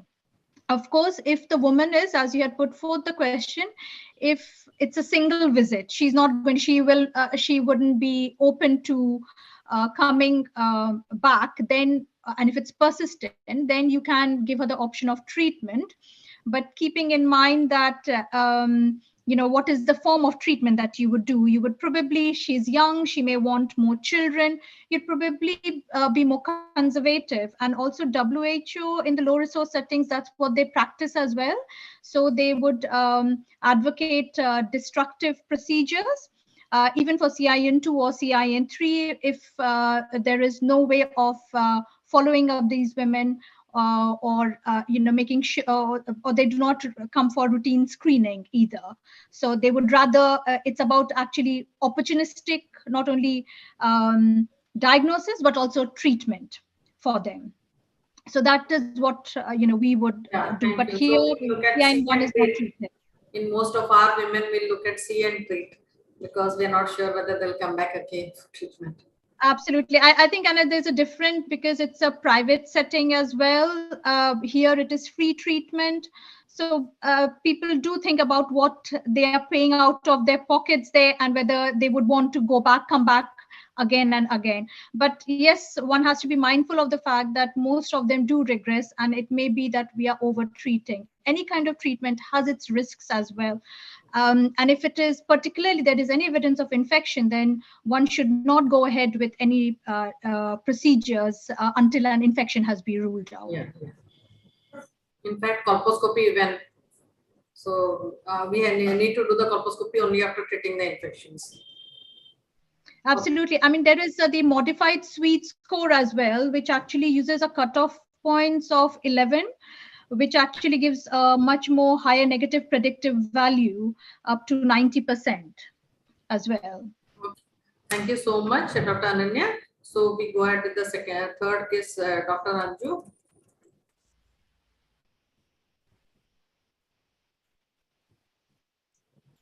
And after this third case, let us have the expert opinion of Ananya and Rachna before we go on to the next case. Yeah.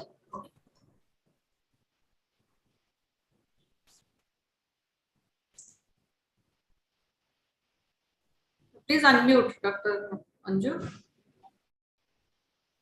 So a 25-year-old para-1L0 comes with the biopsy report of CIN2.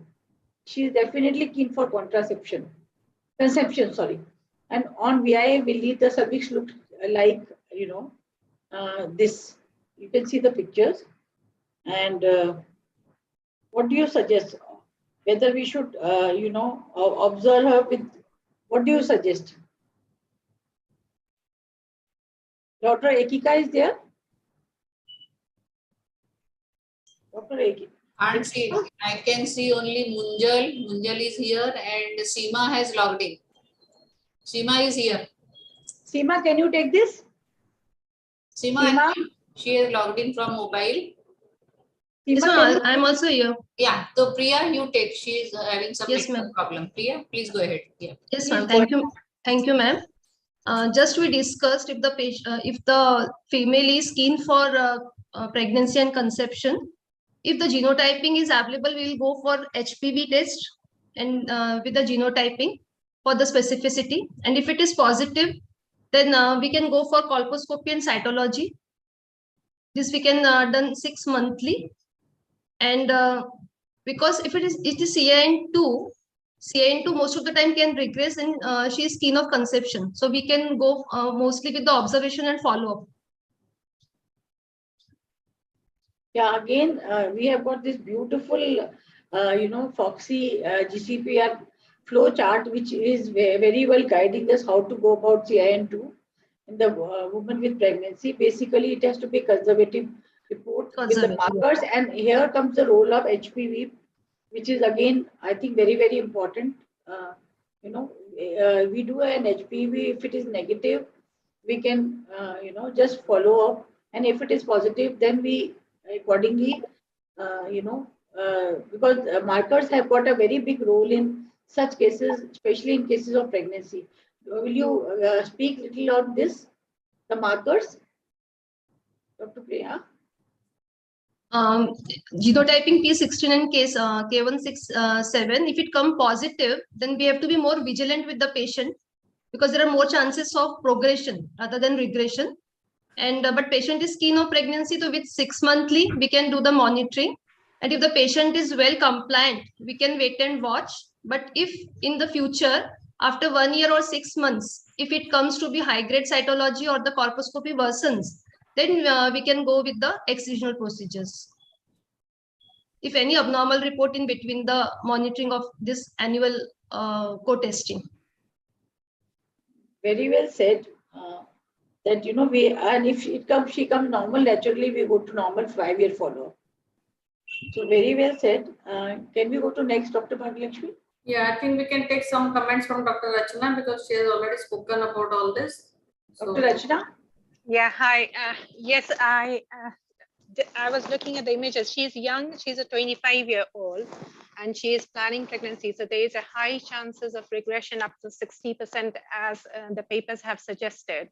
And in her case, it is justifiable, especially if she's compliant and she is willing to follow up in 6 months' time.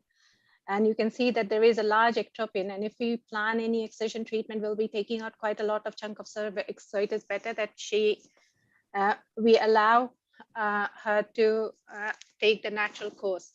The other thing which I would say is to do the P16 assay. That's what we do it here because it will help us to delineate if it is a focal or it is a diffuse or if it is negative. And if it is negative, then we don't need to be so much concerned and we can just follow up much more confidently 6 monthly and see how her next smear is. Okay. Thank you so much. I think we can Thank you so much. We are also following the same guidelines as you are suggesting. So another case is to Dr. Munjal. It says she's a 33-year-old female who is para 3, living 3 and she's HIV positive. She's got a foul smelling discharge for more than 2 years, no intermenstrual or postcoital bleeding. Menstrual cycles are normal. Examination, she's got leukoplakia, PV is NAD, and screening with VIA is positive, and she's got this pap smear which is unsatisfactory due to low squamous cellularity, and repeat pap smear is NILM. So Dr. Munjal? Yeah. Basically, she is again immunocompromised, and as previously discussed, we would be a little aggressive with regards to even the CD4 monitoring of that particular patient. It is negative for intraepithelial lesion for malignancy, but still we would go for biopsy. And according to the biopsy report, if patient gives consent, we would go for excisional procedure, that is LEAP, and we would ensure that the CD4 count is in a proper range, and the patient is continuously on ART. We can go for cone biopsy as well for further workup, and the follow-up needs to be done yearly, and then on the 2nd year, and then both the reports are normal with regards to HPV and cytology, we would again call her after 3-yearly screening for 3-yearly screening. So in between, if the procedure, the reports are of gray zone or even positive, we would have more frequent follow-up and monitoring with keeping in mind immunocompromised status of that particular patient, madam.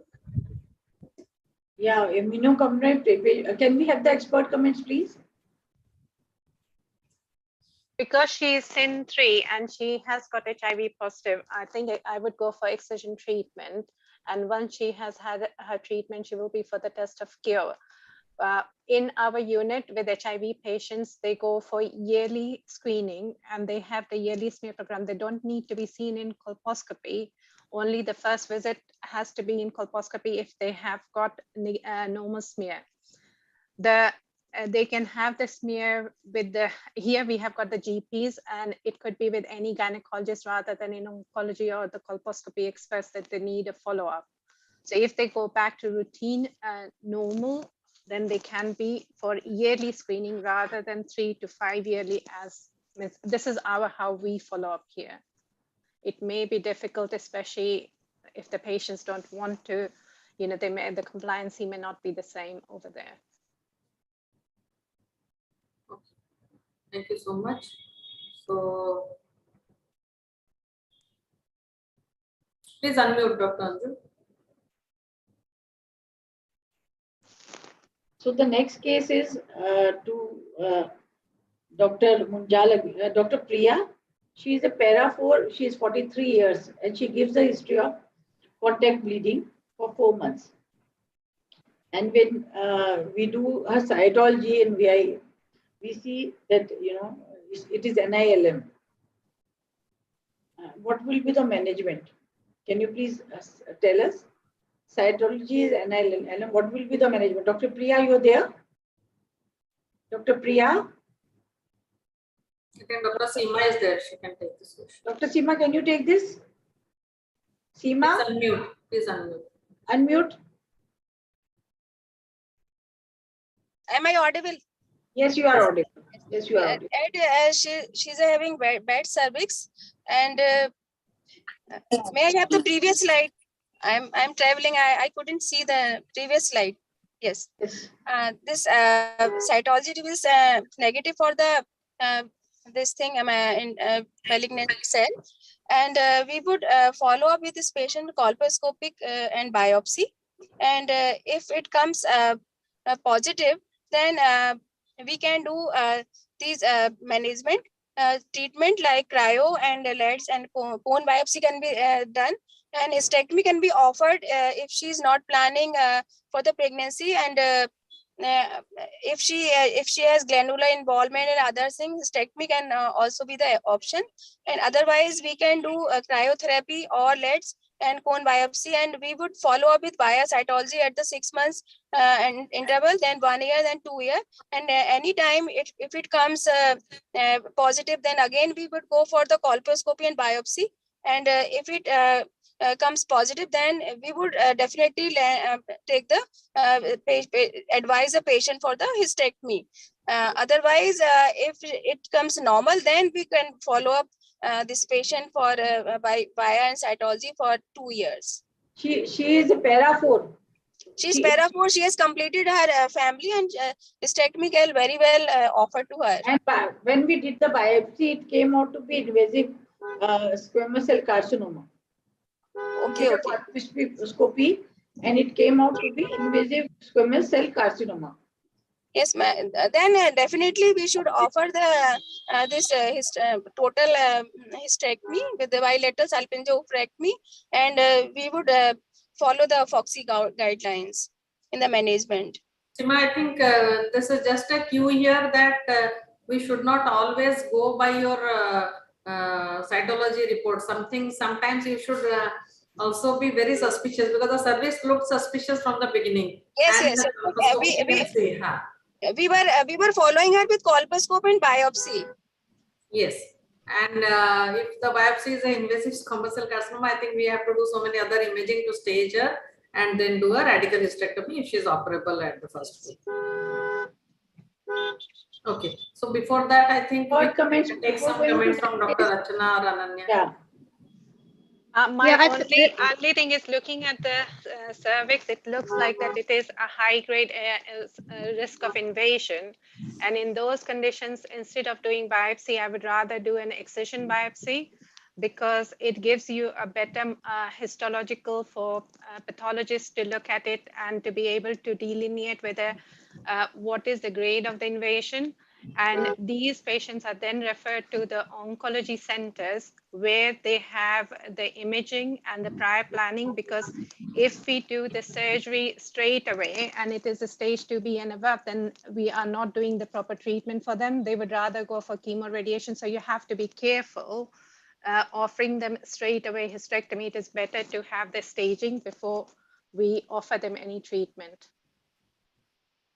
Yeah, and I would also like to add a bit that many times with advanced CA cervix also the cytology reports may be negative, because whenever we take a very superficial, there's a lot of slough. So yeah, you can't rely on negative. cytology. You can't rely on cytology. Yes. So on cytology, we should just tell that the patient has nothing to do or some infection. So I think it also always have to be very careful. You have to see the cervix properly. So that's more important. Yes, I would like to. And then take the biopsy from the affected area. Punch biopsy, I would not advise if you're suspecting cancer, because again, you may have slough in the initially and it can be wrongly interpreted. So it is better to do an excision biopsy if you're suspecting cancer. Yeah, what I would like to add is it's important to keep in mind that cytology is a screening test. It's not a diagnostic test. So if we are suspecting based on the symptoms that it may be cervical cancer, given the history of postcoital bleeding, especially persistent one, then we should be doing colposcopy and biopsy and excisional biopsy, as Rachna had mentioned, and that's our universal practice. I think uniformity of practice helps to give us a better data as well, and then further discussing it as we said in the MDT meeting. Yeah, but certainly not cytology for diagnostic testing. Thank you very much for your comments. Now over to you, Dr. Bhagyalakshmi. You can take over from here and discuss the other cases. Dr. Bhagyalakshmi. Yeah. Thank you so much. So this is for Dr. Seema. Thank you, Seema, for being there. She is 31 years, prime gravida. She's only 20. She is 28 weeks pregnant and comes to you with a biopsy report of SIN2. So how do you proceed? This is pregnant woman having 28 weeks pregnancy, and she has lesion of SIN2, and because in pregnancy we would be very careful, and in CIN2 50% cases also regress, and we will follow up this patient with colposcopy, and if it is a negative, then we will take cytology every 12 weeks. Then if it is worsen, then we can do the diagnostic excision in a postpartum period, and we will follow this patient 12 weeks 6 weeks postpartum, and if there is anything positive, like it progresses to CIN3 or other things, then we will do the excision process, or we can take bone biopsy postpartum. But during pregnancy, we will follow up with colposcopy only if she is if this lesion CIN2 remains same or regresses. We will follow up with via cytology or with colposcopy. Yes. So I think we have to remember that CIN in pregnancy is not a very aggressive thing. So many times colposcopy also during pregnancy is also difficult. So we can do a cytology, and always we can wait for the for any management postpartum. So Dr. Ananya, your take on this? Yes, I mean, as Rachna had mentioned in her talk, with special circumstances, so we follow them up during the the first trimester or the early second trimester. If they have not been, if it is their first visit during the third trimester, we do see them, but we avoid any biopsy unless there is any features of invasion. And also, we wouldn't be doing any cytology at that point, but follow them up as you do in 3 months' time. CIN2 as, she's young. If it is CIN2, then it can regress as well. But it's also to attend at that point the 3 months to do a review colposcopy and smear, and then see her back with the results for further management. If it is a lady who's completed a family and takes up the offer of treatment, then one can go ahead and treat it. Again, the options would be loop excision or the ablation, depending on her fertility status. Dr. Ananya, do you do the dual marker regularly in all CIN2s? Sorry, do we do the P16, Ki67? No, we don't do the dual staining. In fact, it's P16, which we have advocated particularly in our unit to be used in universally in all the CIN2, just because it increases the specificity to up to the range of 68%. And it helps, and it's also in the guideline of the American College to help delineate which are the lesions which are likely to regress and or progress. So P16 is one of the markers which has been shown to help delineate that. But we can then, because we are trying to do more conservative management via CIN2, as Rachna had mentioned, that if P16 is negative, then you can offer that confidently to the women. We reassure them and lower her anxiety levels, because often women are more anxious about, Especially in the younger age. Reassure them that it's the precancerous changes, isn't it? Because often they have this idea, as soon as you grade it, grade 1, 2, or 3, they think it's cancer. So it's important. And when we do it with the markers, it's about the counseling of women to make sure that they're happy to go ahead with the conservative management. Thank you so much. Thank you so much. So Dr. Neha is not there, I think. Dr. Neha, are you there? She is not there. Can't see her. Okay. So I think request again Dr. Munjal to take this question. So she's a 30-year-old lady with an inadequate smear. So I think that's sometimes where we gynecologists are really not trained properly to take smears properly.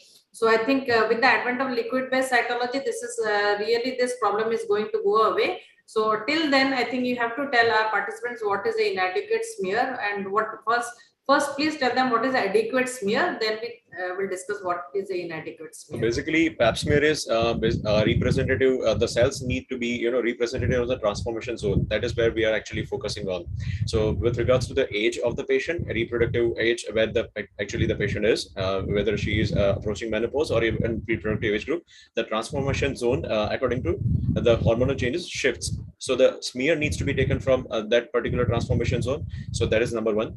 Number two, the cells. We are actually focusing upon cells. So if it constitutes less than 70% of the smear, it would actually jeopardize the proper analysis. As Madam mentioned, that the blood and exudate needs to be less than 25% of the component of that particular smear. The other thing is we need to have the squamous cells, well-preserved squamous cells. So considering all this, the smear can be evaluated properly with confidence. And as Madam mentioned, that this is particularly a screening test. If you're not taking that adequate smear, we might not actually get the proper view or the proper insight into that particular patient's cytology, which would occlude the diagnosis or earlier diagnosis of this particular, if the patient is having precancerous or cancerous lesion. So definitely we need to be cautious, as you mentioned, Madam, that cautious about taking that particular smear to have analyze it properly, Madam. Yeah, thank you so much. I think it's so important to tell everyone that when you're sending a smear, I think all the clinical information should also go along with it, because the pathologist sitting there will have to corroborate so many other things also along with that, because as we all understand that it's just a few cells that she has to see and interpret. So I think we should give it the proper form should go along with it. So what does an inadequate smear mean then? So many times you get a report from the pathologist, it's an inadequate smear. Inadequate. So basically, the transformation zone, the cells from transformation zone is not there. For example, are not there. The cells to be evaluated are not there in the smear in case of inadequate one. When there is more than 25% or 30% of component of blood or even exudate having that particular smear, so the cells would consist less than 70% of the total smear, and inflammatory cells or infection would be there with regards to that particular smear. So these are the components which would lead to inadequate smear, and we need to repeat the pap smear or cytology at least till the time the infection or inflammation subsides. So we would recommend the anti-inflammatory or anti-infective medications or a treatment of that particular vaginal discharge or even cervical inflammation, and then we would repeat the smear to get the exact idea of that cytology. Yeah, and the cells need to be properly fixed also when you are giving a smear for a cytology. So I think the cells should be fixed properly with ethanol. So So most of what the is times your action? Yeah, Munjal, most, if you have an inadequate smear report, so what do you do? I think you have already explained. Yeah, please. So we would repeat it once the inflammation or infection subsides, and as you mentioned, madam, that we need to have the fixative ready before even before the taking that particular smear. We don't want the cells to get destroyed in the absence of those fixative, and the smear needs to be sent in that particular fixative, the container to the pathologist to have it evaluated properly. And if the infection subsides and we take smear and again there is some kind of dicey change, we would go for colposcopy and even VIA if needed. Okay. So thank you so much. This is again the Foxy chart. So I think Dr. Ananya or Dr. Rachana, any one of you can take this question. Have you moved towards LPC completely, or do you still go ahead with conventional smears? We have moved away completely long time ago. Okay, okay. So I think India is still doing it. We are on the way. So some we are more centers challenged because of such a big population cohort, and quite difficult to get it in the government sector. So yes, it will take time. But I think we are moving towards that because government is also looking at HPV testing in some of the areas. So I think LBC we are going to that. So I think this will not be any more problem for that. So still with LBC, if you still have a report like this, so how do you go about it? We occasionally have the report like that because as you are aware that the smears are done here at the GP surgery, and nowadays the nurses are doing it, the practice nurses, sometimes they're not able to visualize the cervix. Sometimes they have the scarred cervix because of the repeated LETs, and they're not able to get the complete the cells appropriately. So it can be reported as inadequate. However, now we are going to the HPV testing. So as a result, if it is negative, we don't even test the cytology. Yes, yes. So it is completely changing the whole thing. Yeah, the scenario here is a little different because we don't have HPV so freely available. So we have to depend on cytology many times until HPV is freely available. So thank you so much. I think Dr. Ekika is not there with us. Dr. Ekika, can I just say one point? Yes, yes, please. Just an experience which I had just last week. In fact, I had a woman with her HPV testing results coming back inadequate, and was referred therefore to colposcopy. So there is also how the technique of sampling is done. So even with HPV, it's not 100%. So it can come back as inadequate, and if the patient is symptomatic, then we follow the pathway of they are referred to the colposcopy for actual visualization of the cervix. Yes, I think the report is a report, and the patient and the clinical findings are the other things which we should always look at, always not depend on the reports. So absolutely, clinicians are always clinicians. You can only so much, we have to trust our eyes and brain, use our brains. Yeah. Yeah. I mean, it's one piece in the jigsaw puzzle, isn't it? Yeah, exactly. So Dr. Ekika is not there. Is Dr. Priya there? Yes, ma'am. Okay. So Priya, please request you to take this question. So she's a 31-year-old lady, comes with a report showing HPV positive. So what do you understand by this report? I think the trend is now going towards HPV testing. So a woman comes back to you with a HPV positive, and they Google and see that HPV positive means cancer. So what do you understand? How do you counsel your patient? HPV is a screening test, and we start doing from 25 years or then after 30 years. And HPV is responsible for the cervical cancer, but if the HPV occurs, most of the time it regresses.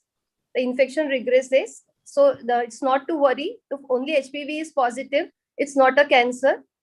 And we can further progress with the different testing. If she comes with the HPV positive only, there are two options. We can go with the cytology or the visual inspection under acetic acid. And if in the cytology, if it comes more than ascus, then we can opt her for colposcopy along with the biopsy. And in visual inspection of acetic acid, if it is negative, it's not to worry. Then we can repeat the co-testing after 1 year. And then again, if it is negative, we can assure the patient and we can do the routine screening of 5 years. And if it is positive, then we can go along. And in other part, if we go with the cytology or if the VI is positive, we can go with the this colposcopy along with the biopsy. And what the report comes in the biopsy, we can go accordingly, what the biopsy suggests. Okay, so I think we have a great role to play as regards counseling of the patient, because many times they think HPV testing means we need a hysterectomy. And number two is that this algorithm which we have, Foxy, has now undergone some kind of changes also. And the most recent one which has been given by WHO is that if you have a HPV positive result, and you can go ahead and directly treat the woman also, or you can triage, which is a little different from HIV, in which you really need to triage those women. But if you have a HPV positive report, you can go ahead and treat in a screen and treat situation where the cervical cancer incidences are high. So this was the finding of her, and so plan. So I think we have discussed all it this. Was, it was absolutely, it was clean. And then we can do after 1 year. And if it's still negative, we will reassure the patient. It's not to worry, and it is not a cancer. Yes, yes. So I think Dr. Ananya, you have to add something else. No, I think I would agree with that. I think making them aware that it's a sexually transmitted infection. 80% of them harbor it, of sexually active couple have it, and young and fit people with transient infections get rid of it within 1 to 2 years. So I think reassurance is one of the key factors. As you said, it's a counseling, giving them the right information, and of course encouraging them to use condoms, which increases the protection. It's not 100% again, but especially consistent use over 3 months helps to get rid of the virus. Thank you so much. Dr. Rachana, anything more? No, I agree with Ananya. Thank you. Okay, thank you so much. So we are in the 9th case, Dr. Munjal. She is 34 years old. Para 3 is VIA positive. And for Dr. Ananya and Dr. Rachana, I think VIA is the Government of India guidelines for screening now. So I think we encourage all our gynecologists to do this VIA as an extended gynecological examination till we have a routine HPV testing and all those things. So basically, she's VIA positive, ma'am. So we would have two of the options. One is we would go for colposcopy and biopsy, and we can categorize the patient according to the lesion present. If again colposcopy or biopsy is normal, we would go for 5 yearly screening. If she is found to be having CIN1 or 2 or 3, we would go for ablation or local excision. And if it is to be the invasive cancer, the patient needs to be referred to the oncogynecologist for further management and staging according to the staging. The other option is screen and treat approach, where we would go for ablation of that particular localized lesion, which might be cryotherapy or thermal coagulation, and then the patient needs to be reviewed after 1 year in case of this interventions. If she is having again this normal finding with regards to colposcopy, the patient needs to be followed 5 yearly, madam. Yes. Munjal, thank you for the very clear messages. I think Dr. Ananya and Dr. Rachana will have little different views about that, but this is the guideline which we usually follow in our country. So this is the Government of India guideline, and we are waiting for some kind of changes which is expected very shortly. So till then, I think VIA has to be continued and is being encouraged in all the districts and under the non-communicable diseases prevention program. So this is again other options that you can have. You can do HPV test with cytology. So screen and treat. What is its role? How effective it is? And Dr. Priya, are you there? Yes, ma'am. Yeah. So what is your take on screen and treat? Yes, ma'am. If the patient is of CIN1 and CIN2, and if we feel that patient is not come for the follow-up, Like in low resources settings, patient usually don't come up. Like I'm in the periphery, patient mostly comes with the infection time, and after when we call the patient for the first colposcopy, then it's very hard. Patient will come back for the second or the third visit. So in that case, this screen and treat is really effective. I think the large study from Africa has also shown that with VIA or HPV positive, if you do an immediate ablation, the rates of CIN3 have gone down drastically. So again, the last case, Dr. Priya, is for you, 31-year-old lady, para 2, comes with a pap smear report of ascus. So I think this is also now becoming very fashionable to give a report of ascus, and many times on review there may not be any ascus, but still if you have a report of ascus, what do you do for her? What is ascus? Please tell what is ascus to our participants, and then we go ahead. Because when we are sending cytology, we should always be ready to interpret the results, because the pathologist will write the report and send it back to you. So we should know what is the report, what does all this mean. So what is ascus? This is a typical squamous cell of undifferentiated origin. Undetermined. Abnormal squamous cells are there.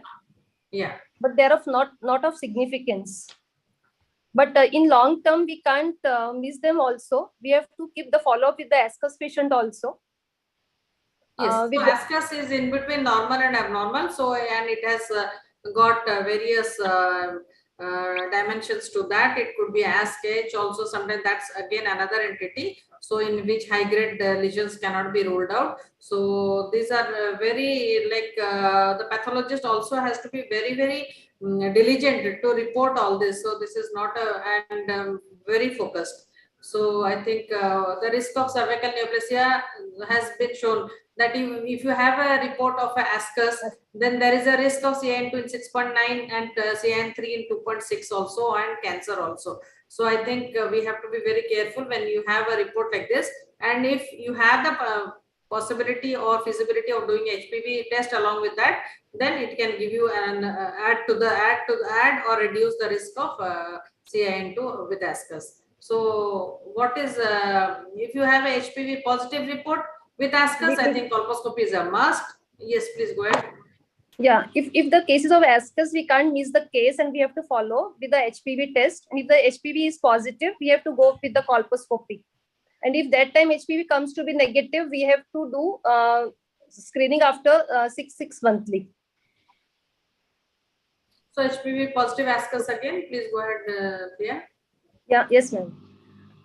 With this case, we go with the co-testing and the colposcopy. And if the colposcopy turns out to be negative, we have to do annual co-testing for that patient. And if it is co-test is HPV negative and cytology negative, we can reassure the patient and we can do the testing 3 yearly. And if all the tests are negative, then we can go 5 yearly screening for that patient. Yeah, patient goes back to normal screening. So there are some borderline evidence about that, that a single sample incidence of high-grade CIN is around 11%. So this is from various journals. And if there is a persistent borderline change, there is increased risk of risk of high-grade CIN also. So borderline nuclear changes in endocervical cells, I think that's more ominous. So we need to go ahead and do colposcopy, because the risk of pre-invasive disease and malignancy is higher. As Dr. Rachna has already told in a presentation that CGN is a more difficult thing than squamous lesions. And so these are the new interpretations of how to manage these cases, because we have more recently the management guidelines of ASCCP, so which have told that we have to take into account so many other things, the current pap test result and the prior results and the current HPV result. So we add on to so many things and decide upon the further management as against the 2012 management guidelines. So this is the new change that we have with us. And more than that, this is again extension of that. So we take into account the current HPV result, the current cytology, and the history. If that's unknown, you have to manage it differently. If you know previously what was the history of the patient, then you manage it differently. So there is this is called a risk scoring method, by which you have to know the risk at which the patient stands, and then decide about the management of the patient.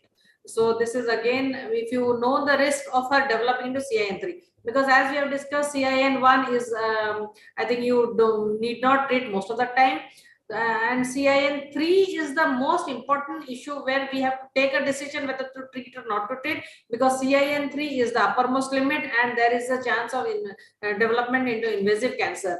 So if you know what is the immediate risk of this woman developing CIN3, so then we start managing accordingly. So it's now a risk scoring system like thing, and so it's not like the one-time report what you are seeing. So you have to corroborate so many things and then plan accordingly. So if the immediate risk of CIN3 is greater than or equal to 4%, if that's yes, then you have to again look at some things. Expedited treatment is preferred 60 to 100%. If the immediate CIN3 risk is there, expedited treatment or colposcopy is acceptable and colposcopy is recommended. So if there is no immediate risk of CIN3, you can return in 1 year, or you can return in 3 years, or return in 5 years according to the risk.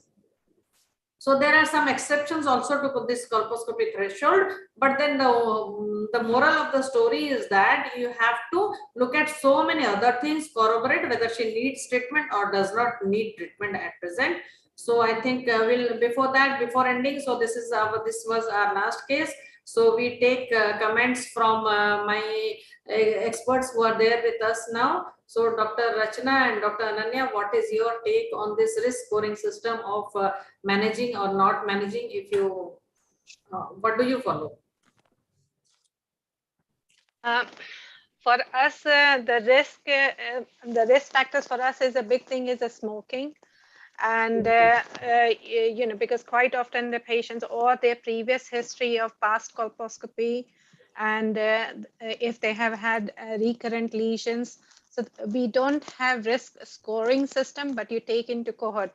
I think we have the advantage that when we are faced with some of the complex situations, we can bring them to the MDT when we have to deviate from the protocol. And I think that is one of the biggest advantage that we have in our setting. So, Dr. Ananya, request you to add something to this. Yes, I would agree to what Rachna says. We have the huge,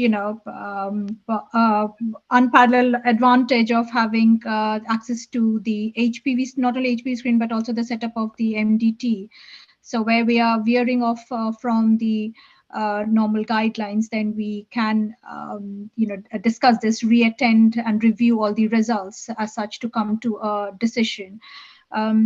But you all are more experienced with the VIA as well, and as you have outlined, even the American College has got the risk. They use the risk scoring system, and it's quite an elaborate one. But with practice, I'm sure you all you arrive at good outcomes as well. Yes. Thank you so much. I think. Because in India still we have no organized screening program, as unlike UK. So I think when that comes into place, I think we'll become more organized and know about all these things much more, because whatever we are still doing, it's like something piecemeal, something is doing an opportunistic screening. So it's really not in order organized screening. So that is why I think your screening and your experiences are much more like focused, and you have a MDT and all those things for to decide upon the management. But for us, most of the time we'd have to take a decision by ourselves only. So thank you very much. Absolutely. Thank you. Thank you. Thank you very much. And then I just have to add one word that screening is not the answer to prevention of cervical cancer. We have to know how to manage the screen positive cases. So that's the moral of the story, because screening is not going to save lives, it's only the management. So we have to know the management. And as Dr. Munjal has told that I'm not a gynae oncologist, but I think we all are preventive oncologists. So that is in our hands. We don't need to be a gynae oncologist to be to prevent cervical cancer or do a screening. So thank you very much to all the participants, to Dr. Lakshmi. I think again I have to request all of you that it is in our hands to give a smile to this woman. So I think we rise by lifting others. So whenever a patient comes to you for whatever be the reason, please do the screening, whatever is there in our hands. Let not us wait for the ideal HPV test to be available. We have VIA, we have cytology. Even if nothing, we can do a visual inspection at least of the cervix whenever she comes to us, maybe for infertility, for AUV, because I think it's really hurts to tell that I work in a cancer institute, and lots of women with undiagnosed cervical cancers, undiagnosed endometrial cancers have an inappropriate hysterectomy and are referred to us. And so I think that should not happen. That really pains. So thank you very much. And hopefully the vaccination will help you guys, to drive the... Rachna, Ananya and Bhagya, but sadly in India, post-speculum examination is becoming an obsolete art. Exactly. Now our young generation, they just put in a transvaginal probe and they just don't do the PS and PV examination. So what Bhagya is saying is absolutely right, because everyone has got a speculum in their OPD. You just have to do visual inspection of cervix before going ahead and blaming that you don't have this, you don't have that. At least start doing a per speculum examination for each and every patient, as you have rightly pointed out. So thank you, Bhagya. Ananya, Rachna, I know you have given a lot of time to us from your such a precious weekend. Thank you. No. Thank you. Thank you. And I have learned a lot as well. Yeah, because that is how we differ. I mean, from your protocols and all, because of our resource constraints. But as Bhagya said, we are doing a wonderful job of prevention of cervical cancer as much as we all can do. Yeah.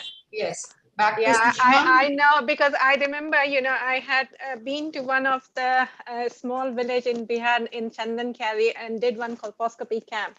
And I was surprised at how wrong my colposcopy impression was because of the inflammation that you come across. And quite often they appear more than actually it is. And that's when I realized that you should be doing the swabs more and excluding that there is no trichomoniasis and other things rather than doing the biopsies. It was an eye-opening. And Bhagya, with these portable colposcopes, I think it will be much more easier for patients also and for gynecologists also, because till now we used to have that stand wala colposcope and there was so much of problem. Only very few gynecologists, they are trained in doing colposcopy. Patients are not ready to go to that center. So I'm sure that portable, that short handy colposcope will be really useful as far as our population is concerned. And they're connected with your mobile phone, so you can even share it with other people, which helps it immensely. So that is yes, we should use technology for the betterment of the mankind. And here, yes, it is so much useful. And we have 2 Make in India models now. Yes, one is the colposcope, one is the called a smart scope. So they both use artificial intelligence and have got patent also. So I think they'll become more and more usable. Yeah, and very true. Now. Very true. Yes. Thank you.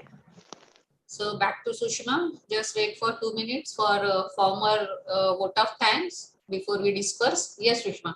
Thank you, ma'am. It's a great pleasure and privilege for me to be a part of this wonderful webinar with such a senior and eminent faculties. It has been a wonderful journey packed with knowledge, and the whole credit goes to our esteemed faculties from India and from UK.